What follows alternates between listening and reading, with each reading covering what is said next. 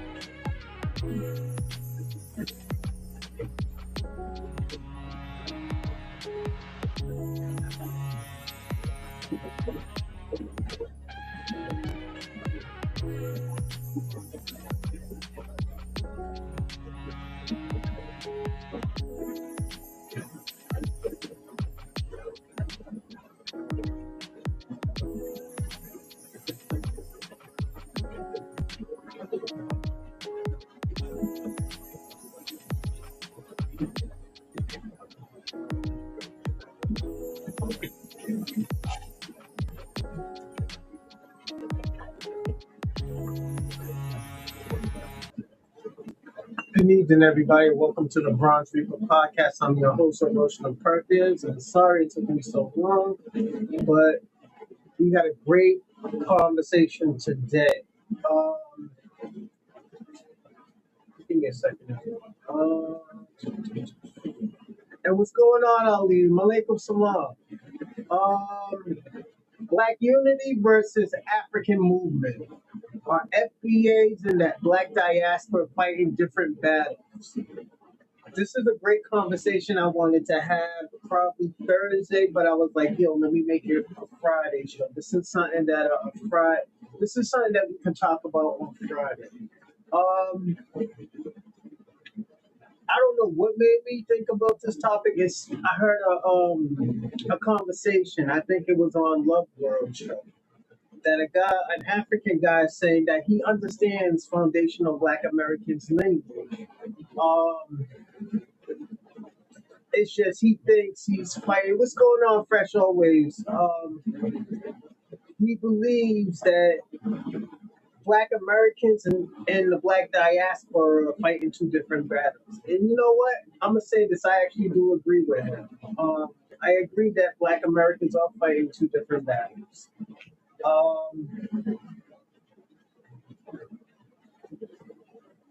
Is it a bad thing, good thing? And to me,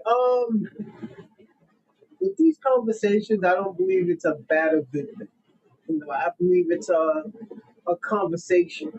The reason why a conversation, because everything could be if you're very genuine, about Black and Black Diaspora unity, this is the time where you have to be honest. Are we fighting two different battles? I personally do think we're all fighting different battles, especially Black Americans. We're fighting a battle where a lot of people are not going to understand. Black Americans has been fighting for policy laws and reparations for the last, say, 150 to 200 years.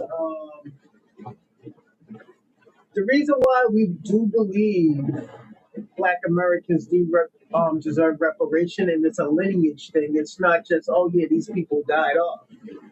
It's because it was a generational.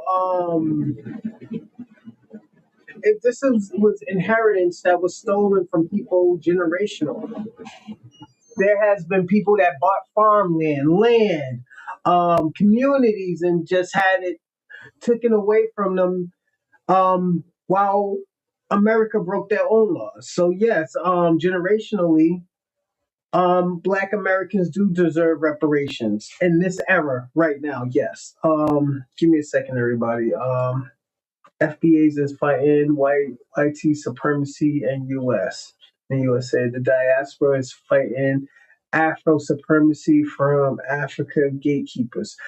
You know what? I'm gonna give you a little pushback.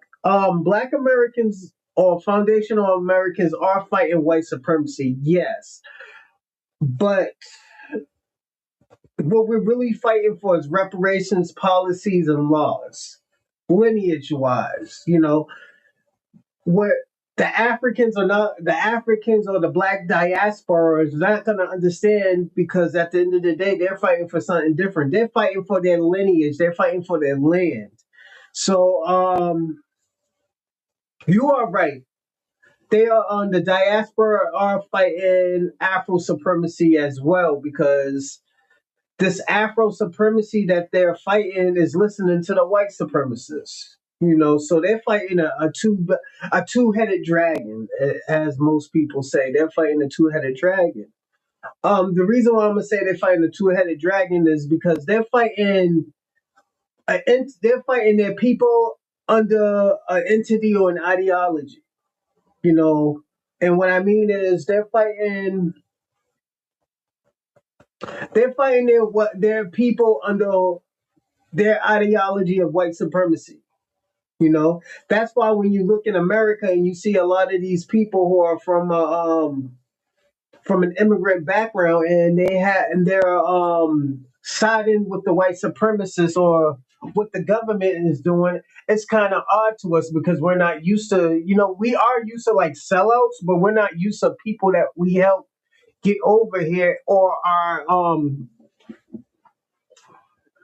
aunties, our uncles, our grandfathers, and sometimes our mamas and daddies that fought to get these people into this country. Let them have the equal opportunity. This is why America is the number one country in the world. You know, this is why everybody wants to come to America. You know, it's not that what it can give you. It's the laws that they fought for them to come to this country. So yeah, you are right, Ali. I just wanted to add a little bit more. The African gatekeepers, yes. Oh, I want to talk about that. The African gatekeepers, yes, they're doing a bad job, and this is why I always critique Africa when I say Africans have to hold on. Give me a second. All right, there we go. They want to join. Yeah, they want to join the white supremacists. We fight against white supremacists. Yeah. Um, I want to give a little bit more of a detail with the African gatekeepers before I answer fresh always. And we're not gonna start. We're gonna start the show in an hour, so we're gonna be doing a lot of talking. Um. Oh yeah, let me drop the link too. So if anybody wants to jump on the link and just chat, it's definitely it's Friday. Give me a second. This one, yes, this one. But yeah, I want to say this. African gatekeepers. These African gatekeepers, and I want to say this. Um, Africa does have a coon word for Africans. The word is Afropean. They call them Afropean. That skin is African, but that mind is white supremacy. You know, so I will say this, but the African gatekeepers, they are straight up whitewashed. Most African gatekeepers, if they ever fought white supremacists, they will probably get murked, you know, within a week's process. You know, um, this is why I always give pushback towards Africans, and when I tell Africans, like, yo, you got to police your people, you got to protect You have to protect your leaders. You gotta protect your social leaders that are actually out here fighting for policies for you, fighting for your laws. Yes, we had our Martin Luther Kings and stuff like that. Afropeans, yeah, that's what Africans call like sellout Africans. They call them Afropeans. Um, so I just wanted to clear that up with the black with the Black American family, or the no, FBA family. Is they do have a name, but it's not as coonish as we make it.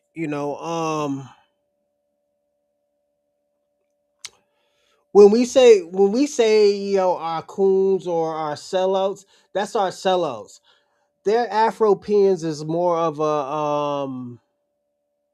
an identity where they don't want to be African. They don't want to keep the African tradition. They want to keep the European traditions that was given to them. So um I do want to clear that up. And I knew, I just forgot. I'm not even gonna lie. I forgot. I heard that probably like 5, maybe 10 years ago.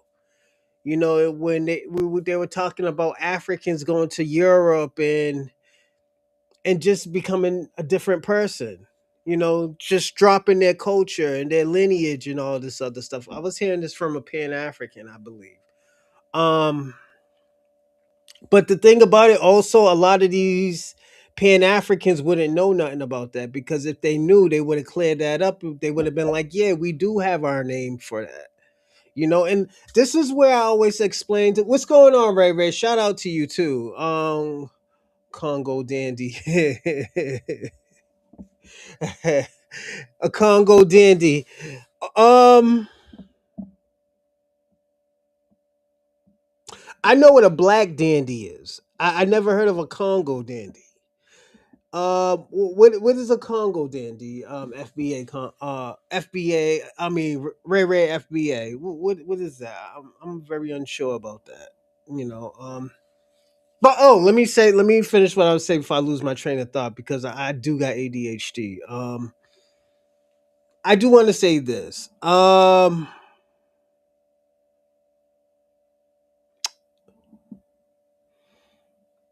Yeah, a lot of these gatekeepers, and I'm gonna say this: the Tariq Nasheed is right about he is right about the Africans, that a lot of these Africans talk about, like, oh yeah, they got money, they're doctors and they're lawyers and all of this. These are people with money, you know. Let me look it up. All right, let me look it up. I know what Black Dandy is. I hear more about Black Dandy with what's my man's name?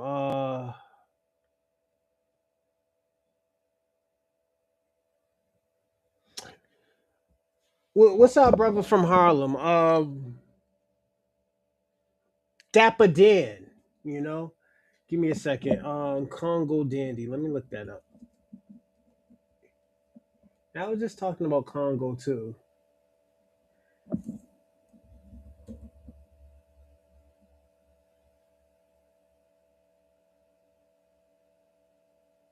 Oh, they're just stealing shit from black people. Congo Dandy.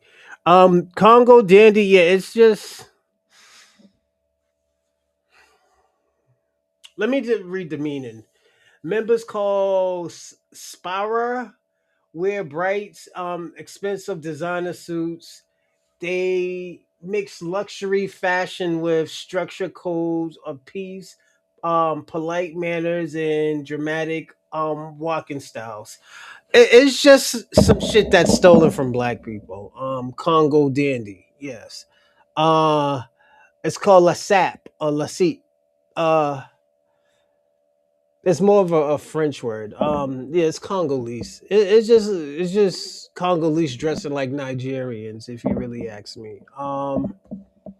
With bright colors on and shit like that. And shout out to Congo, they're doing something, but that's nothing new. They're just reinventing some shit. Reinventing some shit that we already has done. Black Dandy is niggas. it's like black dandy is like niggas like back in the days they used to call it a European style when black people dress like very fashionable and like it's crazy. But if you ever look at Dapper Dan, he's a legit black dandy. Um who else? ASAP Rocky sort of kind of a black dandy. He's not fully black dandy, but he is in the black dandy world. The nigga who dressed like Willy Wonka with all the Gucci and shit, he's a black dandy. He's an official tissue black dandy.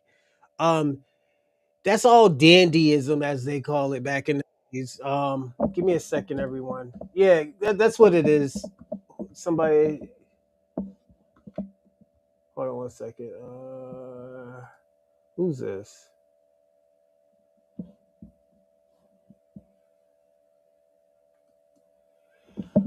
Before you call up, hit the go in the live chat and say like, yo, I want to I want to jump on the link. No, Congo Dandy is stolen from black. Yeah, it is. Congo Dandy is it's called dandyism. Like I didn't say it's stolen. I say it's just they're reinventing some shit and they're just adding their own shit into it. It's like that's what black dandyism is. It's just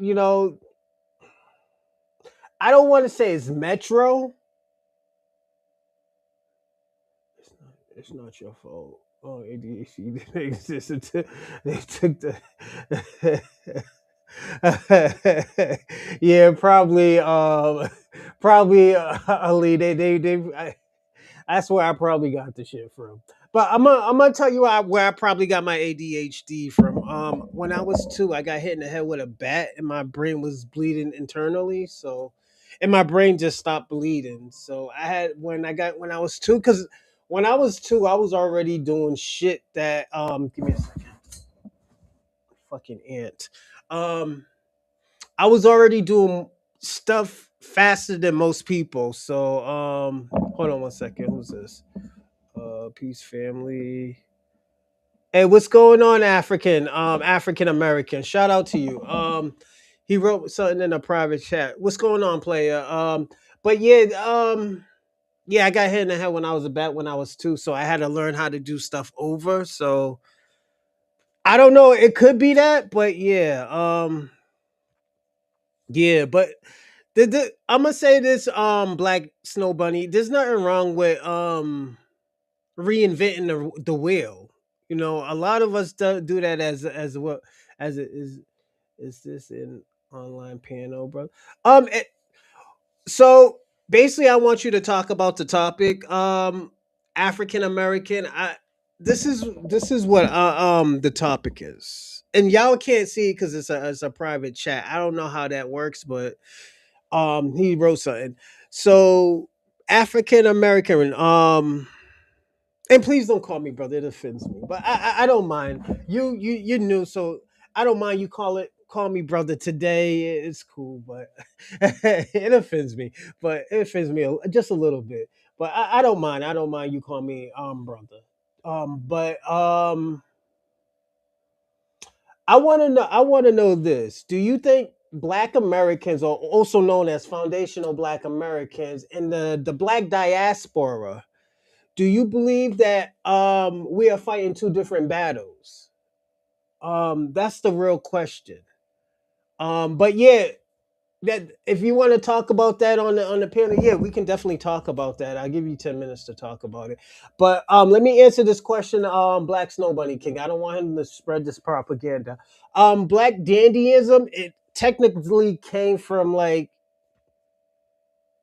Black Americans, but did Africans and Caribbeans contribute? Yeah, but it's a Black American culture. Yes, I'm here to address the talk. Yeah, definitely. Hit the link and I'll let you jump on. I apologize, I didn't know who was on here, but yeah, definitely. You can. But yeah, hold on one second. Hey, shout out to Ray Ray. Thanks for the coins, man. Uh, Peace, brother. I'm backstage for. What's going on, Pan Mulattoism? Yeah, shout out to you. But yeah, it's a black dandyism. It came from Black American culture. Was there Caribbeans and Africans involved with it? Yes, they did inspire to a certain extent, but Black Americans has always been fly. We always have been different. You know, from Prince to Michael Jackson to, like I said, Dapper Dan to Dapper Dan's lifestyle. You know, he reinvented the wheel kind of sort of when I'm back. I'm backstage right now. All right, well, when you're ready, I'm African American. You can jump on, definitely, man. I don't mind. Okay, hold on one second, everybody. Let me add somebody onto the stream. Hey, what's going on, African American? Shout out to you, player. Peace, how you doing? Can you hear me? Yeah, we can hear you. We can hear you. How's everything today? Happy Friday. Same to you. I'm doing well, thank you. And to make it concise, and I'll address the topic. Really, the diaspora war is a coon versus coon conflict, in my estimation. So when you say we fighting different fights, yeah, I believe within each ethnicity throughout the African diaspora, you have coons that are working against us as a collective, and you have members that are not working against the collective. Hmm. That's what's up. That's what's up. So, can you give us details or some type of example on how people are working against each other? Definitely. I'll give a couple of examples of how a lot of the black immigrants are working against African Americans. You know, you have members of Congress that are Caribbean and African, and they are trying to hijack the reparations movement of descendants of U.S. chattel slaves right now. Even in the Hmm. California Reparations Task Force, you had a particular Caribbean on the panel as a member of the task force, trying to include Caribbeans and Africans in the justice claim of descendants of U.S. chattel slaves.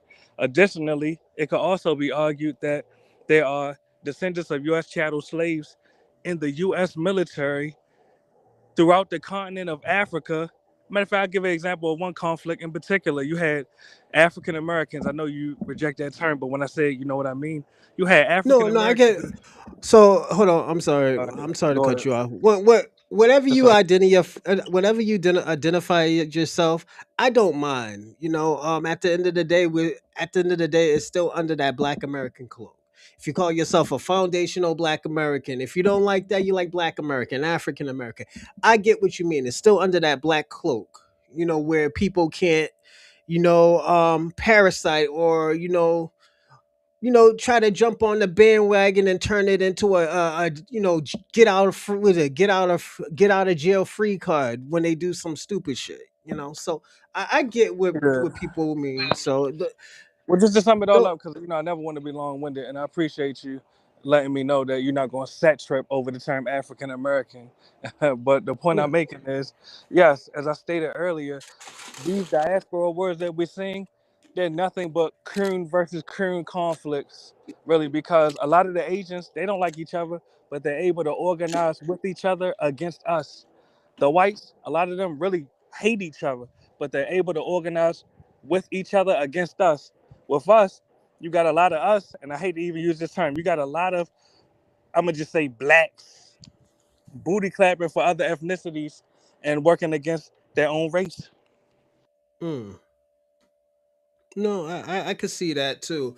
I could see that on both sides. So, for example, um, let me ask you a question. Do you believe Black Americans have been helping everybody before they've been helping themselves? They've been putting their self aside and trying to help other people. Definitely.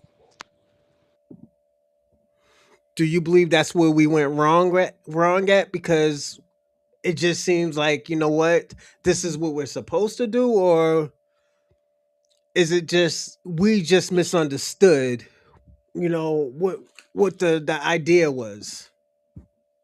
Well, I say we was definitely wrong for assisting other races, but when we assisted other ethnicities, that was natural because we expected reciprocity that we never received. Mm. Can I So, give? Can I? my bad, Can I go add ahead. on a little bit? And it's just an idea. I believe personally. I think this was something overdue. This should have happened earlier. I think this should have happened before 2019. Like the delineation and just basically trying to find our try to worry about our problems. That's what I believe. I think this is something well overdue that should have happened earlier. In my opinion, we should have been focused on preserving our own communities from the beginning, then tried to help other people. When I say other people, I'm still talking about within our race. We should have never, ever, ever assisted other races that in the long run ended up working against us. Not even in the long run, immediately. It was already working against us, and we still literally, put our necks on the line for them. So to sum it Mm. all up, yeah, I'm not mad at a descendant of U.S. chattel slaves ethnically delineating from black immigrants because we have a particular objective, which is self-preservation and reparations. I'm never mad about that. But what I am against is us being oppositional against other ethnicities within our own race. That's the part I disagree with. Can you give me an And vice versa. example? Vice versa. Well, I was trying to give you an example earlier. Many of us African Americans joined the U.S. military, and if you look up AFRICOM, which is a network of different U.S. military bases throughout the continent of Africa, you had African Americans participating in the Black Hawk Down conflict, which killed a whole bunch of Somalis. Now, I'm gonna be honest, it ain't even like I got a personal, you know, and I'm trying to say this in a way that's not disrespectful, but it ain't even like I'm particularly fond of Somalian people. But I gotta admit, we was wrong for going with that white man into Africa and killing Africans. Really, in my estimation, Was, at least. was this under a Democrat That's a good question. I would have to pull that up. like Bill Clinton? Shit, I think the Black Hawk Down incident was in '92. Someone in the chat will have to correct me. So I think that was under Clinton. Yeah. And I'm hey, thanks for the cat super chat, Ray Ray. Salute to you. Um yeah, African American. I think that was under Bill Clinton and the thing about it, if we look at in 2026, these are the people not who are actually trying to fight the delineation and try to make flat blackness again is these Democrats. And what a lot of these Exactly. Democrats and these somewhat Pan Africans do, I'm not going to say all of them do it, but a lot of them do it when there's a situation happens, and this is why I say it's a get out of free jail card. They'll use and they'll use us as a trauma bond and say like, see what they did with Black Americans, like when they called us niggers, and this is what they're doing now to we'll say to the Mexicans. Or if you misgender an LGBTQIA community, they'll be like, see, this is like calling somebody a nigger, and they're using historical. I'm talking about historical situations where this is a preference thing, For sure, or I've seen that. I've seen this. Yeah. so this is why I say a lot of like me, I'm not a fan of the Democrats or the Republicans. I am a fan of what can they do for our people? What can they do for Black Americans first? And other than that, and if anything else come with that, I'll be cool with it because I care about my people first. Our people been put on the back burner for a very long time. It's actually time for us to get things like other people are getting things. So if that's bad for trying to, for our people trying to get something, then I'd rather just be a villain then, you know. But you are right. You are right about what you're saying. Some of this stuff it does go too far. But this might you also have to look at it as well. This might be a this might just be the after effect of just dealing with a whole bunch of BS and black Americans not saying anything because the elders kept on saying, turn the other cheek. Or what even our sister, what's her name? I call her Michelle Robinson, but her legal name is Michelle Obama. She said, when they go low, we go higher. Those are the things that they used to tell us in the 50s and the 60s. We shall overcome. We should start singing all these folk tales. No, sometimes we have to fight back. Sometimes we have to get a reaction to fix a problem. You know, like for example, I don't even think Black Americans has said as worse as the white supremacist has to these immigrants. But at the end of the day, we are the limelight of everything. So I do get that. With fame, there is responsibility, and as Black American, we are just famous historically. You know, if you kind of look at it, if you know what I mean when I say Black Americans, just generally we're just famous historically. Once you say you're Black American, everybody knows what a Black American is all around the world. That's what I mean. You get that, right? Yeah, of course, of course. So that's what. So with that, as a Black American, we're gonna be a villain, no matter what, how we feel or Yeah, what for we do. sure. For sure. We're gonna be a villain of everything. So No, I this is appreciate your what's supposed insight. to happen. I appreciate your insight on this particular topic, and I appreciate you allowing me up. And I'm gonna drop down, but I'm still listening. And much respect to you. Peace. Hey, thanks, African American. Shout out to you, player. So that was African American. Shout out to him. He jumped up on here, told us how he feel. I agree with him. But there's coons everywhere. Oh yeah, let me read the super chat. Niggas want to sit in the seat in the bongo circle and play with with your tribe. Yeah, it happens, man. It comes with the territory, Ray Ray. You know, and I always tell people all the time the Africans made the bongos. It's just the Black Americans perfected it. That's it. We don't take credit of creating the bongos or the drums or the guitar, or as they call the banjo. We didn't take credit of that. We just perfected it. You know, we contribute. The inventors are the Africans. You know, so we're not taking no credit for no stuff like that. And this is the real conversations with Africans and Black Americans. I think everybody. I think even with Black Snow Bunny King is fighting a different battle than most Black Americans. We're not fighting the same battle as Black American. I mean, as Black Snow Bunny King. You know, Snow Bunny King is fighting.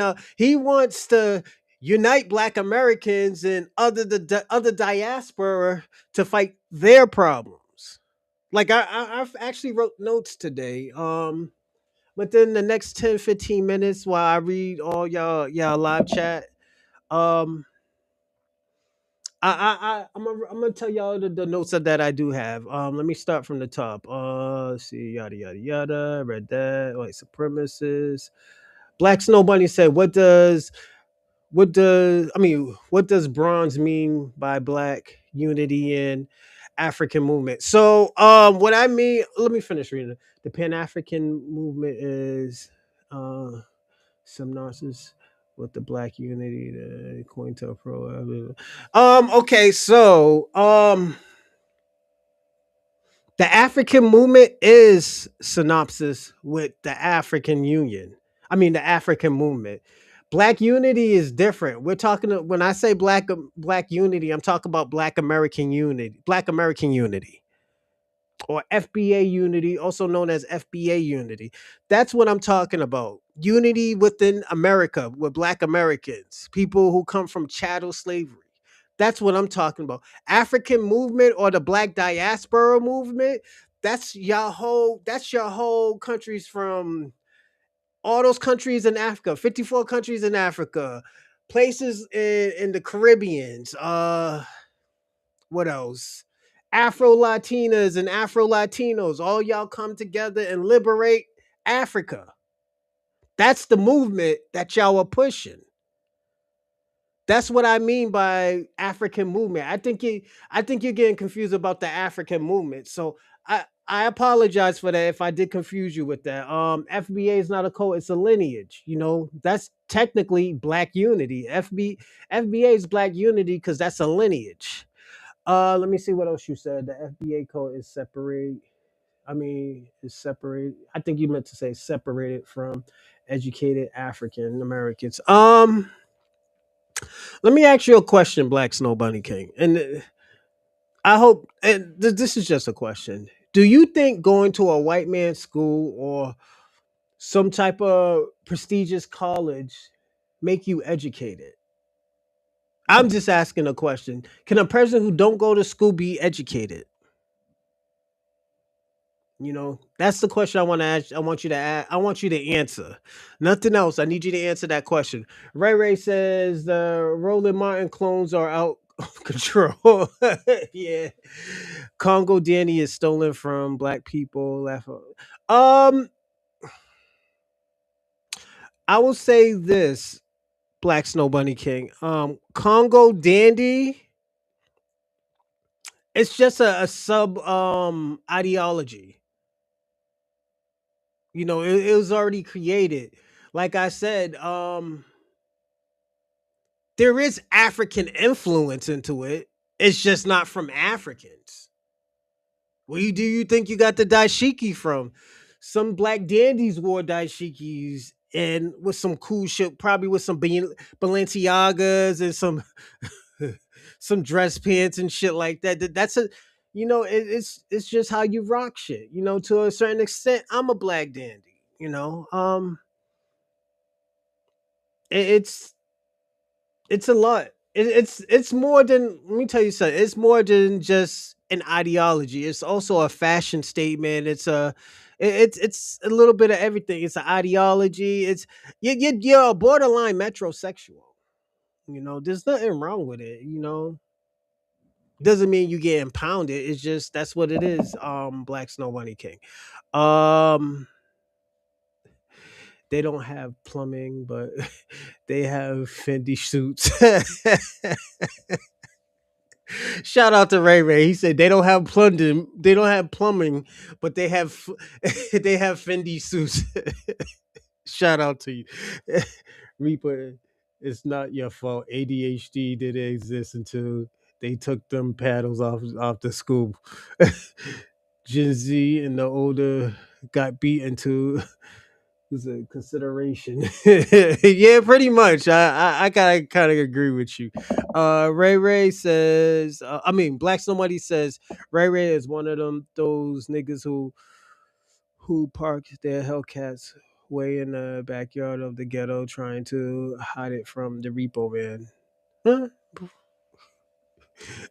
How many niggas you know? Let me ask you a question, Snow Bunny King. How many niggas you know with a Hellcat? I don't know that many people with Hellcats. I'm gonna be personally honest. And the person who I know who has a Hellcat is a white girl who's a wrestler. So me and her go to the same wrestling school. And I always saw her about her and her boyfriend a Hellcat because she always talks about Hellcats. So shout out to homegirl. I'm not gonna tell y'all her name, but she's a good wrestler. Peace, brother. I'm backstage fam. Shout out to Pan Mulattoism. Oh, that's what African American. He was up there. Thanks, man. Thanks for the great conversation.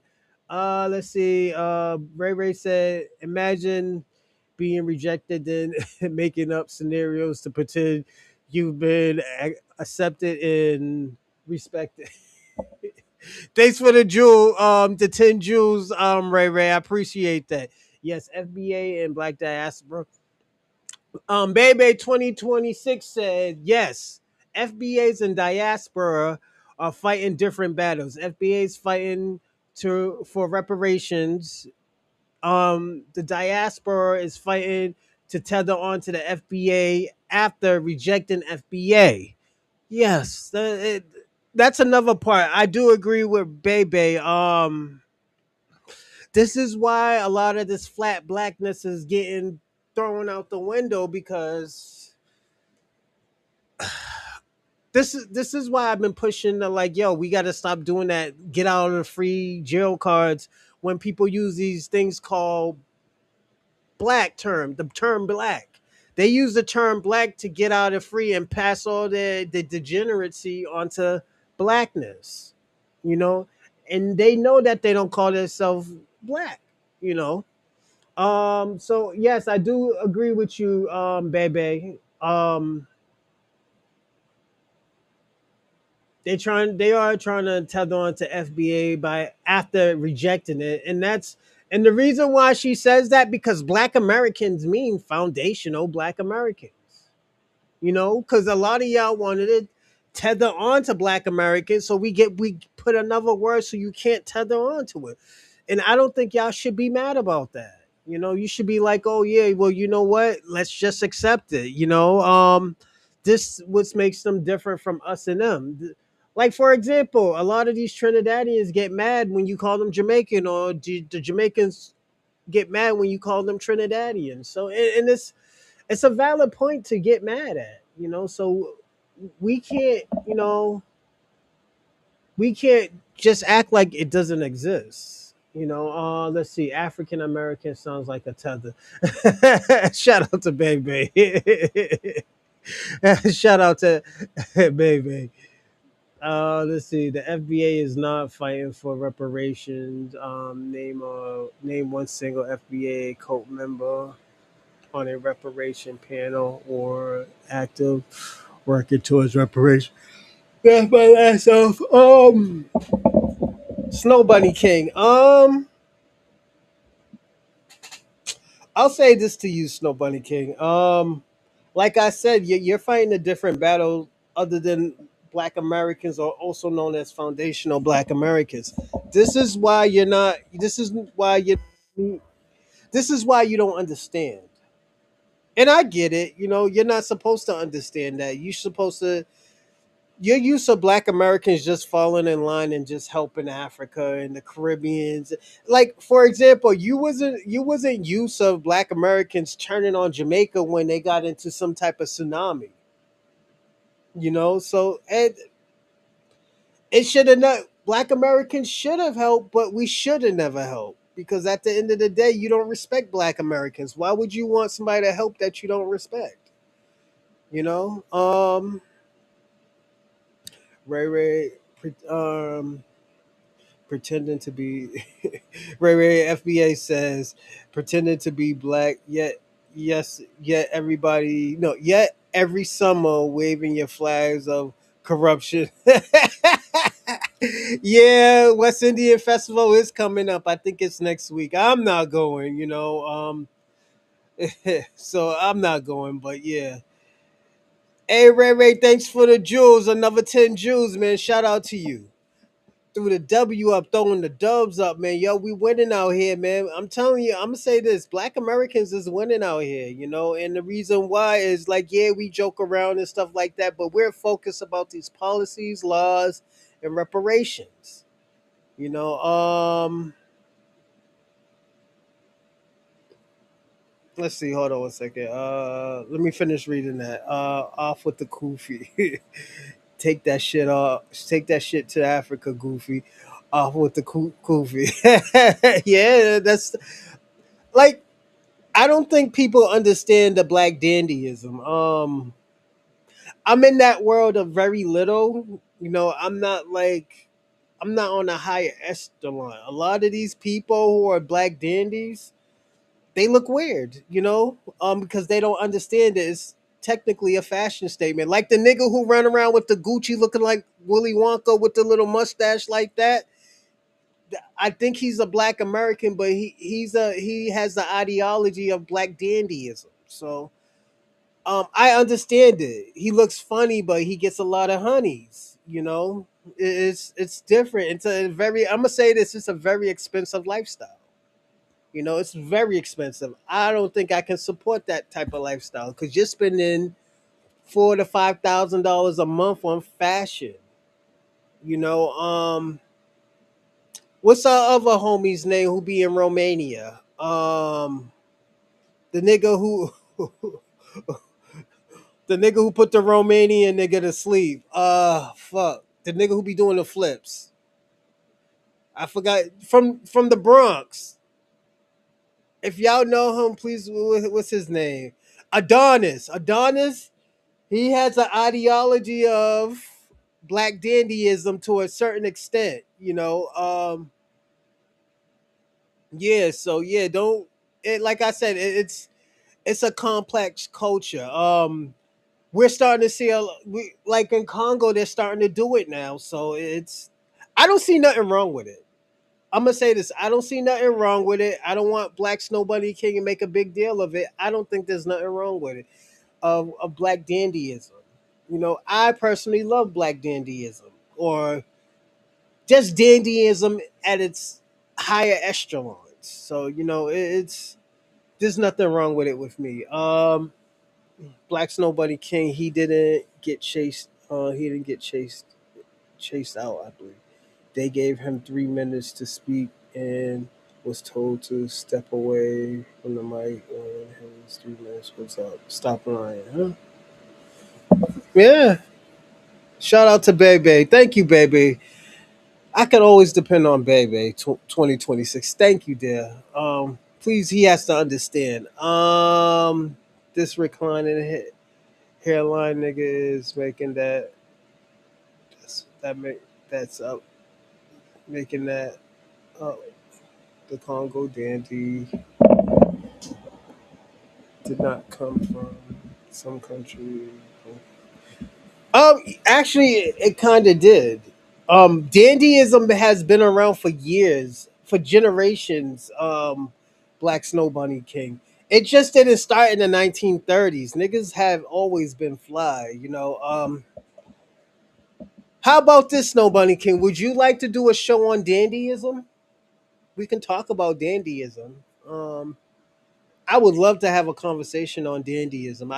I love dandyism. No matter if it's African dandyism, Black American dandyism.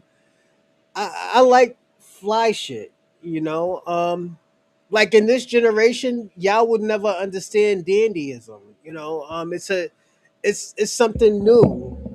It's something new to certain people. I was actually, and it was funny that you do say that, Black Snow Bunny King. I was actually showing people at my job about dandyism, black dandyism, how niggas used to be fly and stuff for years. Yeah, so it's like I said, Africans did contribute, certain Africans contribute, but it wasn't a collective thing with Africans. It has always been with black Americans. And the reason why I'm gonna say that is if you kind of look at it, a lot of dandyism come from different shit that people don't know nothing about. Like I was explaining, I forgot I was explaining this guy, he was dressing up like fucking the nigga had one of them fucking Mortal Kombat Raiden hats on with some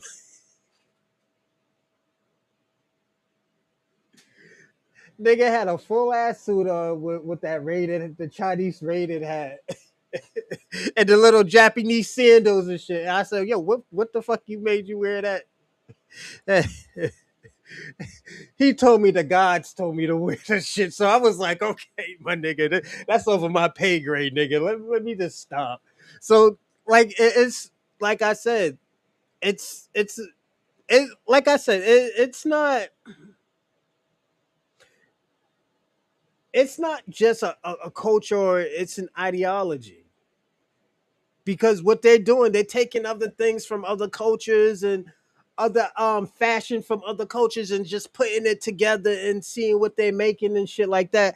Like it's dandyism. These people go outside like this is a fashion statement, So you gotta. I don't think Black Snow Bunny understand fashion.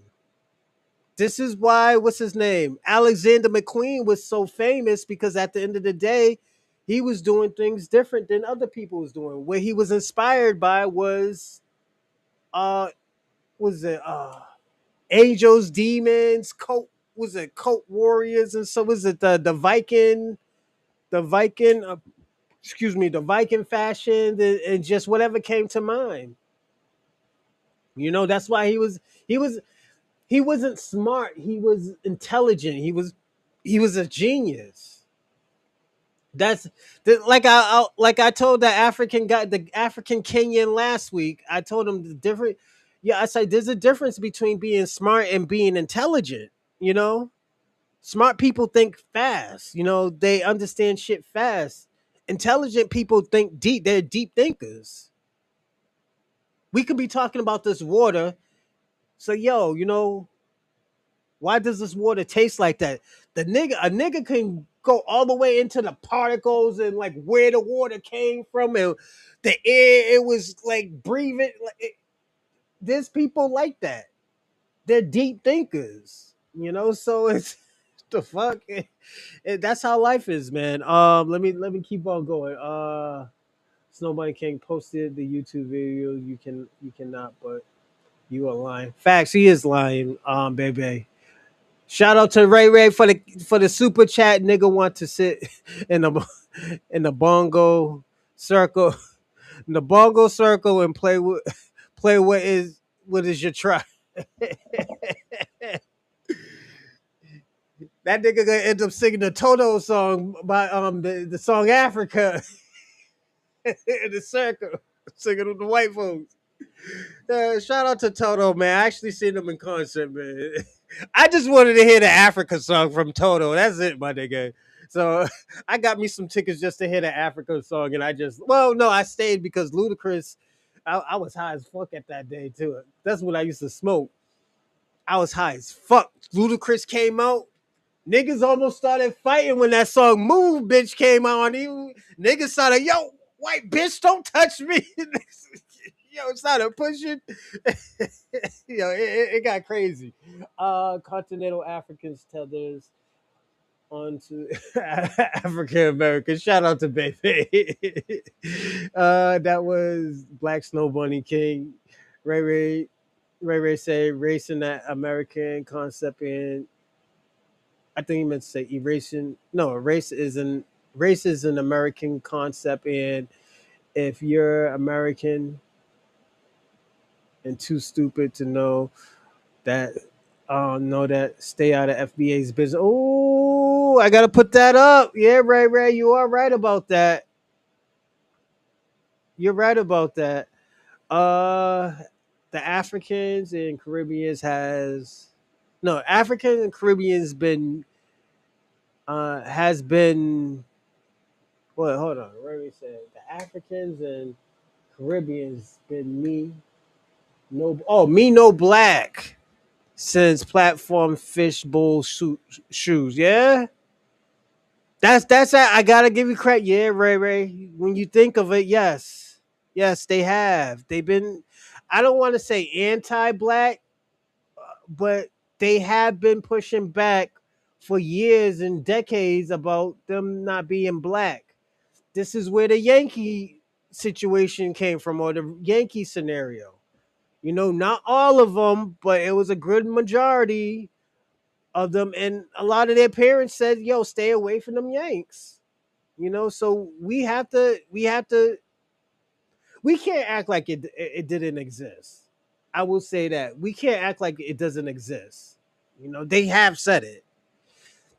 And this is where I always tell people, where were the Africans or the Caribbeans pushing back on that? This is why I've been telling people for years. For the I've been doing this show for 3 years. I have been telling people, I was like, yo, if you really want your unity, your unification with Black Americans and other diaspora, you have to police your people and get them on the same boat. I have said this to white people. I said, yo, you got to get your people on the same boat. If they're not on the same boat with Black Americans collectively ain't gonna fuck with them. They're not gonna be fucking with them. They're gonna be on some shit like me. Yeah, we rock with some of them, but collectively we don't fuck with them like that. I am like that, and I say it all the time. Collectively, we don't fuck with them like that because at the end of the day, this is the disdain that they have for our people, and they don't push back on them. They don't give them that fire. We have this is what I tell people all the time. This is why I give the fire that I give to immigrants. Do I want unity? Yes, but I know it's not going to happen. As many times Black Americans have came on this show, shout out to FBA Convo. Convo said, "Yo, I think it could work one day," and I told FBA Convo, "No, it's not going to work. It's not going to work." As much as I want black and black diaspora unity or a movement, it's not going to work. It's not going to work because we're fighting two different battles.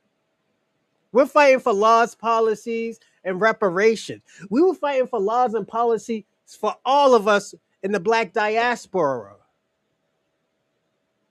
But when we put these people in our seats that we consider brothers, or that what some of us consider brothers, they didn't do shit. They didn't do anything.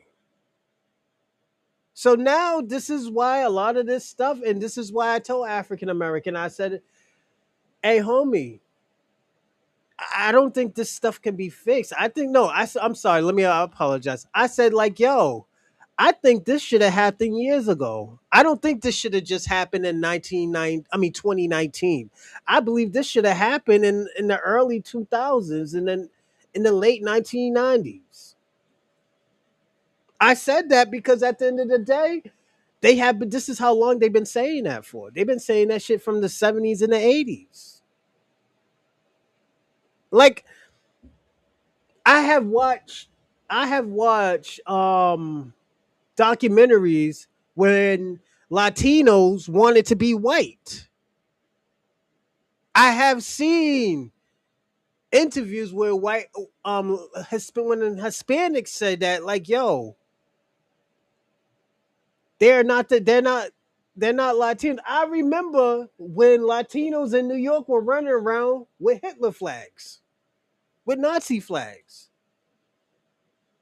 And to the Irish and the white boys had to tell them, yo, y'all are niggas too. This was past my time, but I knew this happened. This is why when I asked, this is why I stopped having Be Active on this show because he doesn't tell the truth. When I asked him about that, he act like he didn't know what I was talking about. He thought he act like I was speaking a different language. Like if it happened, it happened. Things could be fixed if we put it this way. Things could be fixed if everything is on the table. We can figure out how to fix it, but at the end of the day, if you can't tell the truth and you're one of them what about ism type of people, shit ain't gonna get fixed.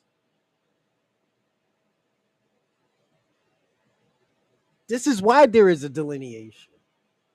This is why black Americans want to worry about their self and just say, yo, let me figure out this shit by ourselves. And we've done a lot more by ourselves than with people. So fuck it. Let's just do everything by ourselves. We don't get nothing from it, you know. Let's keep on going on. Pan mulattoism said, Ray Ray, you're wrong. Race is a genetic reality, brother. Uh, you're too emotional for the logical discussion. Maybe you're traumatized, and I don't blame you for your trauma. I'll say this. I'm gonna give a little pushback. Pan mulattoism. I'm gonna give a little pushback. The reason why I'm giving pushback because I don't think in this era we have trauma. I think it's just like, yo, you're not gonna do this shit to us again. You know, I don't consider that trauma. I just think that people are aware that, there are people that will use our trauma and try to trauma bond with us. We have seen it in the 60s and the 70s and the 80s and the 90s. And it's just like not letting people letting it repeat. Can some people have trauma, inherited trauma? Yes, I do believe that. But I think most of that is pushed into people. You know, yeah, I think I don't think people are born with trauma. I think most of that stuff is inherited. If you're around a person with trauma, like if your mama had, like if your grandmama had a situation in the South, like my grandparents, my Grammy, I'm gonna be honest, my grandmother's 87. I have never seen her look a white person in the eye. Me, I look everybody in the eye because you know what? I guess my grandmother couldn't do it. So, and I never asked her about that. It's just I never seen her look white people in the eye. My grandmother was born in the 30s. So that's why I look white people in the eye. This is why I talk crazy to them sometimes. If they do that passive aggressive shit. That's why a lot of white people are not passive aggressive with me, you know, because shit can go left. I can talk crazy to them, and then you can play victim all you want. You're still gonna get this smoke. This you're still gonna get the smoke, you know, and that's just how I am. I can't talk for everybody, but some people might have trauma. You might be right. That's why I said I'm gonna give you a little pushback. FBA is a concentration of melanated economic economics. Oh shit. Economics and political power. Yep, I do believe FBAs have economics and political power. And when I say FBA, I mean Black Americans. You know, whatever you want to identify, Sulan, Black natives, you can do it. I don't mind. I don't have a problem with that. If you want to name yourself Afro Caribbean because y'all are an admixture, I don't mind. I wouldn't be surprised if people do foundational Black Caribbeans sooner or later. Foundational Black Caribbeans, because y'all have been in those Caribbean islands for how long? I don't think there's nothing wrong when y'all do shit like that. You know, so it's just it is what it is, man. Give me a second. Um, but also I will say this: where the Caribbeans and the Africans, or even just the Black diaspora, fucked up is trying to tell Black American stories. You know, we're the only ones that get this type of pushback. So yes, the only melanated people on Earth that pop culture looks to for relevance. Yeah, that's true. They only look for Black American relevance because I think pop culture came from Black Americans. I believe. I might be wrong, but yeah, if you really look at what pop culture is, you know, the reason why a lot of these people are big because let's personally be honest. Lady Gaga, Carrie Perry and stuff like that, they're really not that big because they are only watched by the percenters. And that's non-melanated people. There's not that many non-melanated people in the world compared to black, like the African descent people or the Negroid. You know, because when you say that's why I say African descent because a lot African melanated descent. I apologize. African melanated descent. A lot of those people don't really fuck with that. You know, I'm traumatized by this. Shout out to Ray Ray. Ray Ray's always getting busy out here. Name one African movie star that has not been made famous by Hollywood. Oof. Uh, can I name one? It's just, and the reason why I be trying to name some of these things because I have because I watch so much crazy shit. I do want to say MHD. MHD is a rapper. He's a French rapper, but he does do great movies. He has a movie on Netflix. And he's out there like that. MHD, that's his name. I don't know what it stands for, but he's a rapper. Rapper, pop star. Um, and that's from Africa, you know. But 9 out of 10 it is going to be Hollywood. From everybody comes to America for entertainment. Ray Ray, you are right about that. Are there one? There could be, and that's why I always try to name one. I don't. I always try to foundational Black Caribbeans because they already have their own name. I'll get to you. Unity is strength. Give me a second. I will get to that, and I will answer that question. Name one African. So I can name probably like two, maybe three, but that it's rare. That's a rare thing that happens that an African movie star that has been famous without Hollywood. That's very rare. Everybody has to come to California. Let's see. Everyone is intelligent until it's time to disclose. I mean, discourse. Yeah, that's true. Yeah, sometimes I be tongue twist too. Everyone is so intelligent. Yeah, I read that. Pen Goofy, you don't have that aptitude to go back and forth with me. Oh shit! Send a super chat. Shout out to Ray Ray. Thanks for the super chat, player. Let's see. Ray Ray FBA legend. Legend. Who's that? Legend already made. Okay, shout out to you, Ray Ray. I'm I'm cool on the stream punk cosplay. Shout out to Ray Ray. He's so jealous, it's almost catty.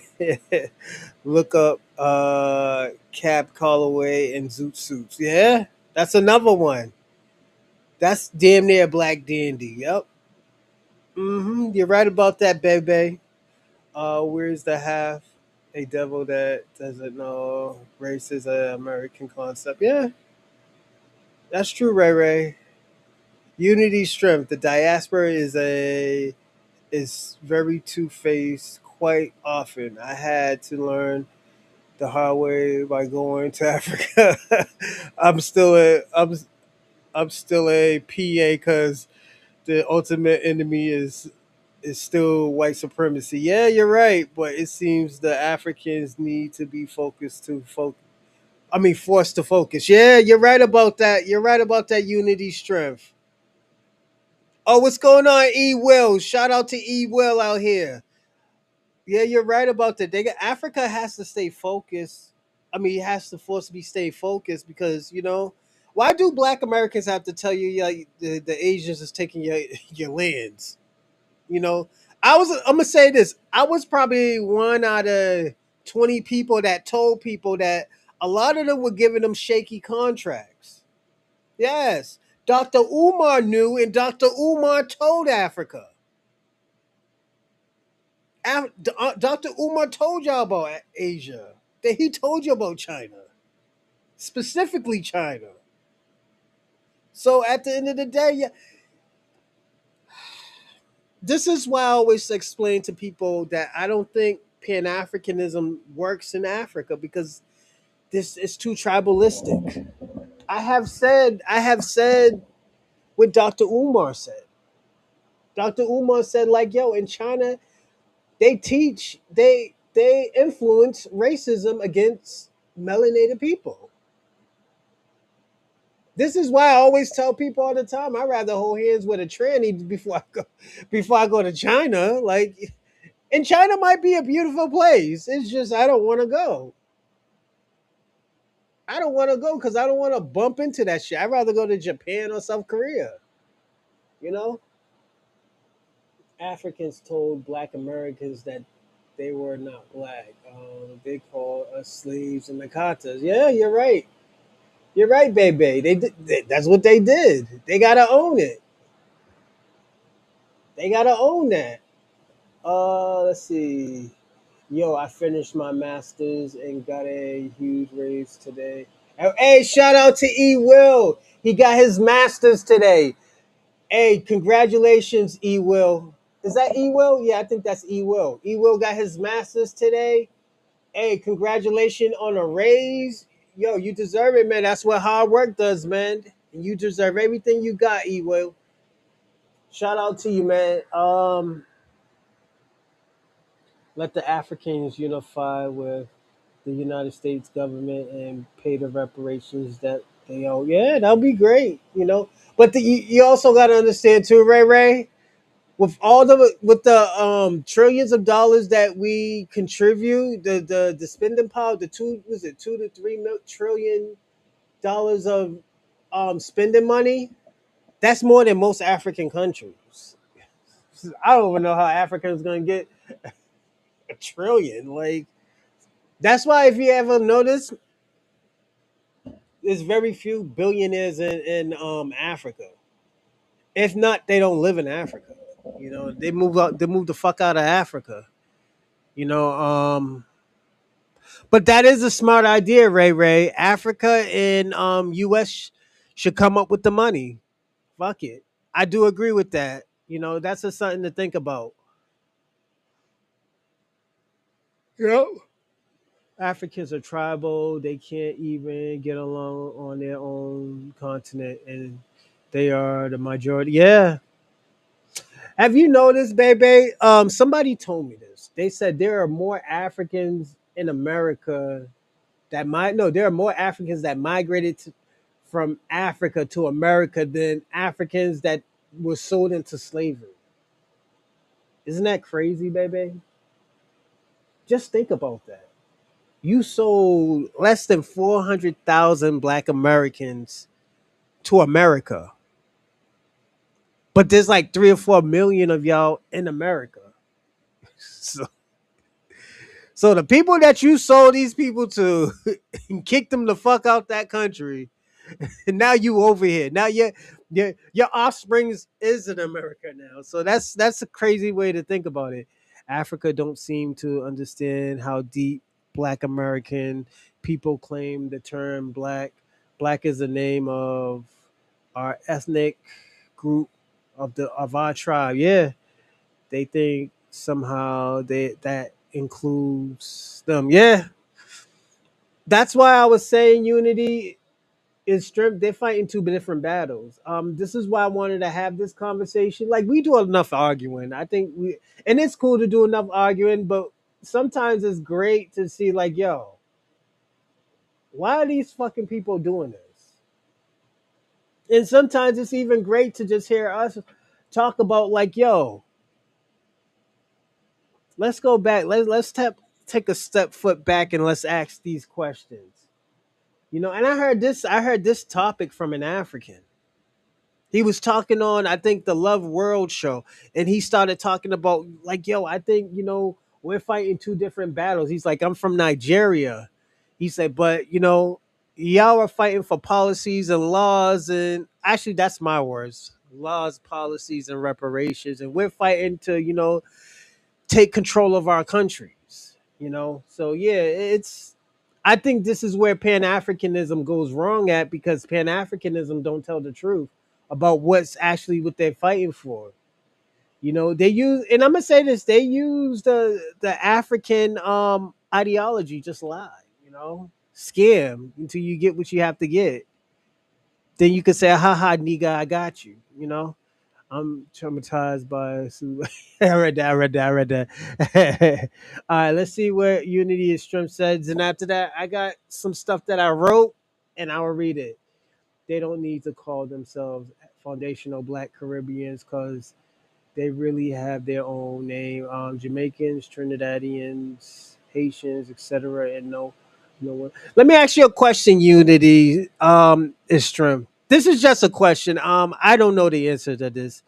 Do you think they're gonna start? I believe. Do you think they have a valid idea of calling themselves foundational Black Caribbeans? Because there's more than just African descent, people from enslaved Africans that are from Jamaica or Haiti or Trinidad. Like you got Indians that's from India, you got Asian that are from Asia that lives in Jamaica. So if they wanted to delineate from them, because don't forget, we have been seeing lately Asian people saying that they're more Jamaican than some of these Jamaicans that are in America. Talk about she eats she eats what she gets from the country. She knows how to make some curry goat. She has a patois, so that's just a question, don't forget the Chinese have been in Jamaica since the 1910s, 1890s, 1890s to the 1910s. So I'm not trying to stir nothing up, but do you think if they wanted to have a valid point of saying that they are foundationally black Caribbeans, this is the point that they can have? Listen, very true. Chinese raised their children to have a supremacist mindset. It broke my heart to witness firsthand how Africans belittle themselves collectively.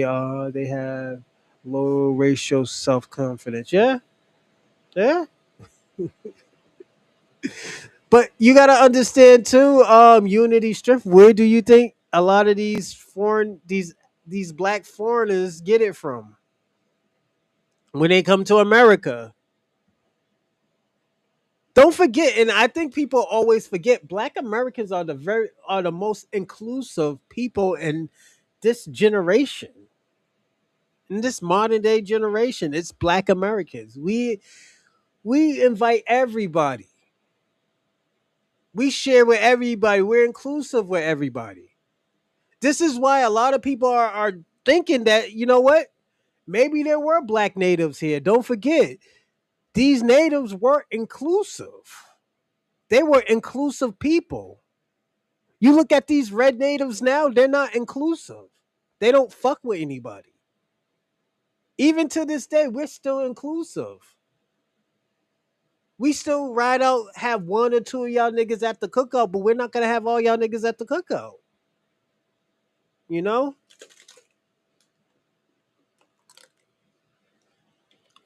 And it's not like and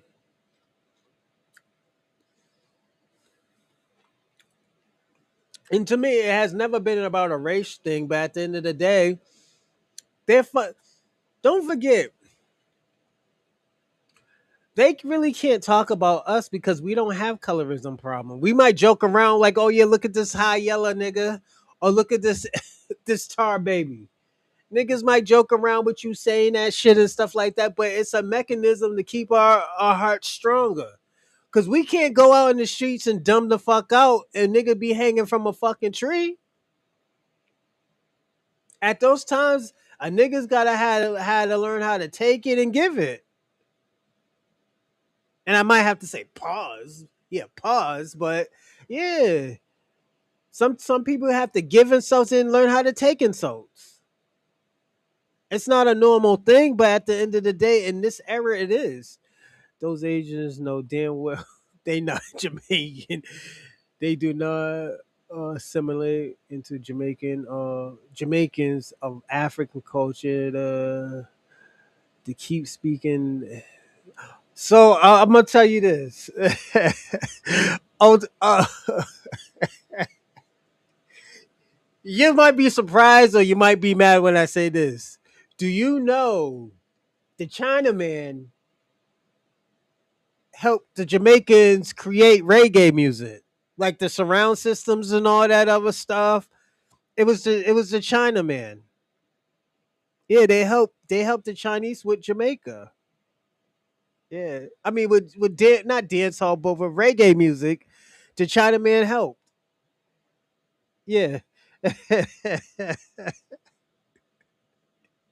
I didn't believe it until people started naming names, and the person that helped, because she and her husband got ran out of Jamaica, I think in the 1920s or 30s, and they ran up to New York. Yes, like we always had the equipment in the United States. This is why we always give that pushback that we didn't get the surround sound systems and shit from y'all. Niggas already had that shit, you know. So yeah, niggas was already getting busy out here. Even in the 1930s and the 1920s, and the niggas had the little juke joints. Niggas was doing live shows and shit. But when the electronic came, we was already lit on that. The disco era, the funk era, the blues. The blues is there wasn't enough of that stuff out there. But when niggas had parties, when niggas was listening on the radio, niggas was in the streets getting it. Niggas was getting busy. That's why I always have to debunk that Jamaican lie. The Jamaicans contribute to hip hop, but they didn't create or invent anything, you know. And there's nothing wrong with that. If you contribute, sometimes I always tell people all the time, sometimes contributing is better than inventing. It is. Like, let me give you an example. I was just talking about the banjo, the guitar. The guitar was created in Africa. But if you kind of look at it, what did we get from it from Africa? You just brought the invention over here and we perfected it. You know, if I perfect something, it's kind of better than inventing it because you know what? I'm shining more light on it than you are. You know, and what again, this is why I think a lot of people get mad about but you really can't get mad about that shit because it's sometimes, you know, contributing is better. Like I said, it's better than inventing. You know, so I'm gonna go to my notes that I have today, and this is just what I believe. You know, the first question I was asking is Afri the first topic I really wanted to jump into is African movement or the Black Diaspora movement agenda for the Black Diaspora and the foundational Black Americans, also known as Black Americans. So what I put is the African movement, the Pan Africanism, and Pan Africanism is a social ideology that they believe will bring the African descent together back to Africa. You know, this is what I think Pan Africanism. This is why I think that the African movement wanted to do. You know, and it's a great idea, but at the end of the day,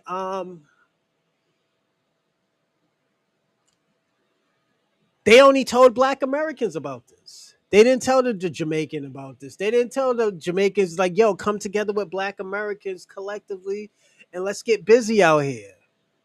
They're like, "No, we got to do our own thing." And like I said, to me, there's no right and wrong with that type of ideology, but we have to come to facts that like this is what happened. Also, I put African movements and Pan Africanism use the Black American, also known as Black Americans and foundational Black Americans, to fight most of the battles globally. You know, this wasn't a Black diaspora fight. It was a Black diaspora fight, but they weren't fighting. It was Black Americans fighting. Did they do it after? But they did it for their own selfish way, their own selfish reasons. So that's what we also got to think about. While Black Americans was fighting globally, they were fighting national. While we were fighting worldwide, they were fighting for self. And we have to be honest about that. And this is all right. They have their own culture. They got their own roots. They understand why they're doing that. But at the end of the day, this is where I tell Black Americans all the time, like, this is why I believe Pan Africanism failed us. Because we were the only one that got the memo. We were the only one that got the memo. We're the only ones that actually really put the footwork in. We were the only ones that really got busy out here. The only one that really achieved anything for global blackness. Did we have other leaders from Africa? Yes, absolutely. We had Thomas was it Cordas, the guy who's Basically the creator of Bikini Fossa. His right hand man got him murked. Then became the president. Now he's running for his life and he's in Ivory Coast right now. Dying. We got Patrice Lumumba. He fucked up because at the end of the day, his people didn't protect him. They're just now finding his body like 10, 15 years ago. I mean, no, I'm sorry. He's finally now just getting justice. The guy, the guy who infiltrated Patrice Lumumba, he just died like 2 years. Like he died, I think, this year. He died in May. He was on trial. That man was on trial. He was dying. This is why I always give pushback on Africa, because you know what it is. It's not like I don't want Africa to succeed. It's just I'm not helping. So the best thing, anything I could do, is talk about it. Let me tell y'all something. If my people is doing good, we doing straight right now. We're doing good. Everybody's moving that process because you know what? Election is coming up again. We're gonna be seeing these raggedy niggas again on our shows, on our podcasts. They want to talk. They want to talk for the people, but we gotta ask these questions. If we don't got the answers if we're not getting the answers that we want to hear, best of luck to you. And they know how that turns out. A lot of these you got to understand, a lot of these politicians are scared. We and it's so crazy. I have warned Jasmine Crockett dozens of times, and I told him, I'm like, yo, these people are gonna turn on you. You're fighting for immigration. I said, yo, once they see their people, and I told her, I was like, yo, once I started this on this show, I said, I hope you hear this, Jasmine Crockett. If you see, I'm telling you, if you when election season comes up, and they got their people up on there or a white man, they're not gonna vote for you. So just be alarmed when you see this. I wasn't doing that. Ha ha! You about to no? I wasn't kicking in her back end. I was just explaining like, yo, I know you. I believe she's a Black American. You know, until other until something says different, she's a Black American. I still gotta nigga. I still gotta tell her like, yo, niggas will still fuck you over in this game. You think these Democrats are your friends? They're not your friends. They for self. They can't use you. They don't need you. You gotta get the fuck out of here. They Democrats wanted Jasmine Crockett to be the loud black woman, stereotypical black woman that's mad loud, white people that think they're obnoxious and just shit like that. Then when she has no value, they'll get her the fuck out of here and say like, "Yo, this is the crazy shit she was doing," and they the ones who told her to do it. Black Americans should not be the leader of Pan Africanism. I agree. Africans need to step up big time. Really, delineation is the slap in the face.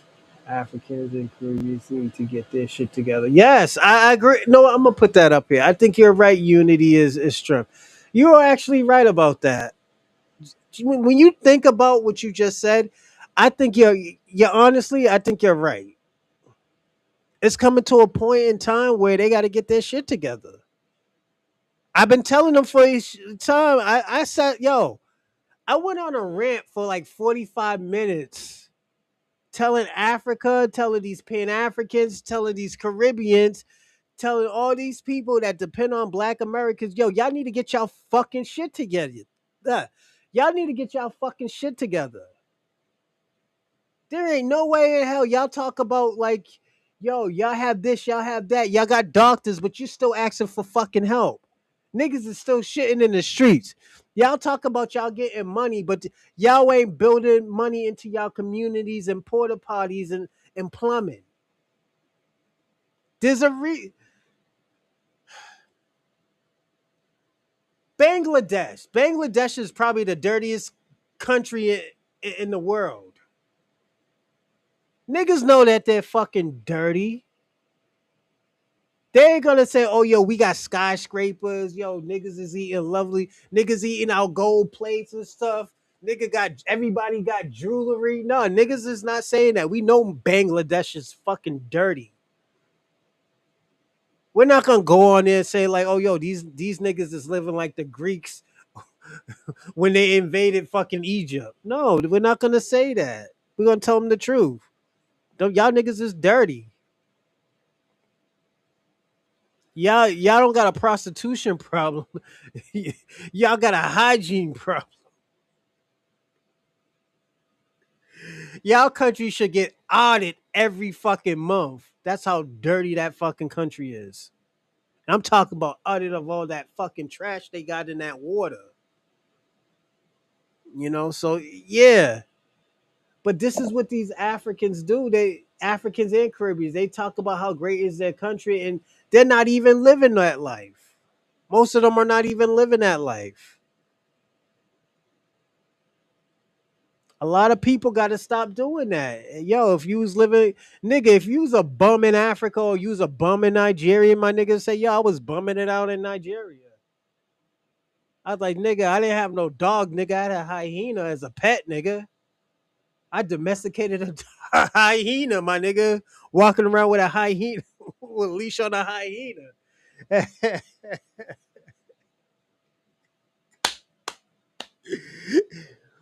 We don't have no cane corso. We got wild dogs, nigga. We got the wild dogs. I breed wild dogs. Like, come on, my nigga. Just tell the truth. It's all right. We might joke around, we might laugh, but at the end of the day, we're not gonna just everybody always has some fucked up shit. Yo, niggas down south had fucking raccoons as pets, my nigga. Niggas, niggas was really nigga when I had this friend named Larry in Alabama when I was younger. The nigga domesticated a raccoon. Like the nigga treated the raccoon used to walk in the house in a fucking dog what you call it the hole they put in the door so the dog could go in and out. Niggas had that for the raccoon, my nigga. The raccoon had his own bassinet where he sleeps at and everything. Sometimes the raccoon stayed out. Nigga yells at the raccoon if he eats like the last of some type of food. Yo, niggas is I know niggas like that. Niggas was domesticating shit, just so they can have. Some hood nigga domesticate alligators. Like, yo, just be hood niggas that be on that type of shit, on that type of time. It's all right. Niggas have that type of shit. So my nigga Larry, my nigga Larry domesticated a fucking raccoon.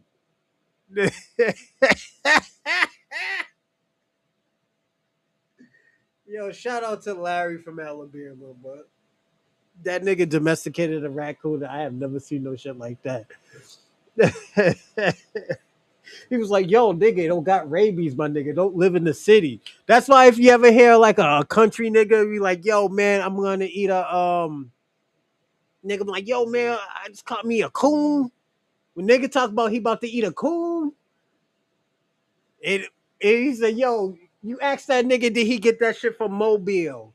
The city in Mobile, Montgomery. He said, nah, man, you can't eat them city coons, man. They got they got rabies. That's what they said. You can't eat them city coons. Yeah, niggas be having that type of history, man. It's nothing bad. That's why when niggas be like, yeah, nigga, you eat bush meat too, nigga, raccoons. Okay, nigga, like, yo. Niggas have that type of time, but yo, y'all made a culture out of it. We didn't make no culture out of eating fucking raccoon, nigga. Like, come on. Like the Geechee made the Geechee made a culture out of eating the whole pig from the rooter to the tutor. That's where most of that shit came from. It came from the Geechee. They eat the marrow, they eat the bones, they eat it's that's how Geechee people are, you know. So yeah, they eat like I said, it's it's embarrassing, nigga, because who wants to eat a raccoon, nigga? But this niggas they eat raccoons, yeah. Yeah, niggas is bugging. But let's get back into this. All right, the next thing is that I was talking about is um African movement and the Pan Africanisms disconnect with Black Americans, also known as foundational Black Americans. So what I put, the bullet that I put is Black Americans, found also known as foundational Black Americans, do not benefit from the African Black diaspora unity, socially, financially, or even culturally. You know, the reason why I'm gonna say that because the next thing I'm gonna put is because they lose their identity. You know, they lose their culture. Why would I want to erase my culture to create a culture that we know nothing about? I was explaining this lady today too about um I hate the 23andMe thing. I wish my mama never done that shit too, because niggas was really out here. I was on my Pan African, and this is when I was on my Pan African shit. Um Yeah, it said the family was from Benin and shit. Most of us was from Benin on my mama's side, and the lady was asking me, I'm like, yo, I know nothing about Benin. I'm a Bostonian, or if anything, I'm an American. I'm a Black American. She's like, oh yeah, you should go there. I was like, yeah, I wanted to buy a house in Benin, but I found out I can't own it because I would have to get dual citizenship. I'm not trying to live in Benin. Benin has some beautiful women, but I don't want to live there. You know, like real talk, I don't want to live there. I don't want to live in Benin. Fuck that shit. Niggas is bugging. Them niggas going through a white people problem. And they show more white people respect than Africans and their own people and Black Americans. So, yeah, fuck that. I'm not doing that. The next thing I was gonna tell you because I already told y'all Black Americans or foundational Black Americans lose culture. The next thing, and also too, they lose achievements, and that's if they subscribe to the Pan Africanism or African movement ideology. They lose that stuff. So you got to think about losing your culture, your achievements. That's if you that's if you subscribe to all of that. I'm so happy about, and this is the thing. I think a lot of people get mad when Black Americans are proud to be Black Americans. You know, give me a second, everybody. I see these fucking ants.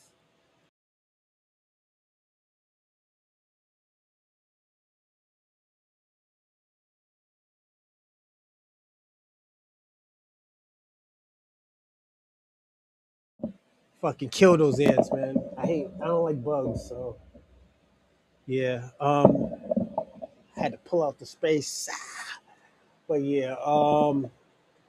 Yeah, that's what you gotta worry about. The next thing, we're gonna sleaze through this. The next thing is Pan Africanism. Also, and African movements feels entitled to tell Black Americans who they're supposed to be. I think that's very disrespectful, and I think it's very insulting. You know, that's why I like when a lot. That's why I try to tell people, please don't call me brother. It offends me. It's this is the reason why, because if you don't police your people, I have a problem with that. I think you need to police your people. Once you stop policing your people and we can build a relationship, yeah. I don't mind. And this is to Pan African people. Give me a second, everybody. All right, there we go.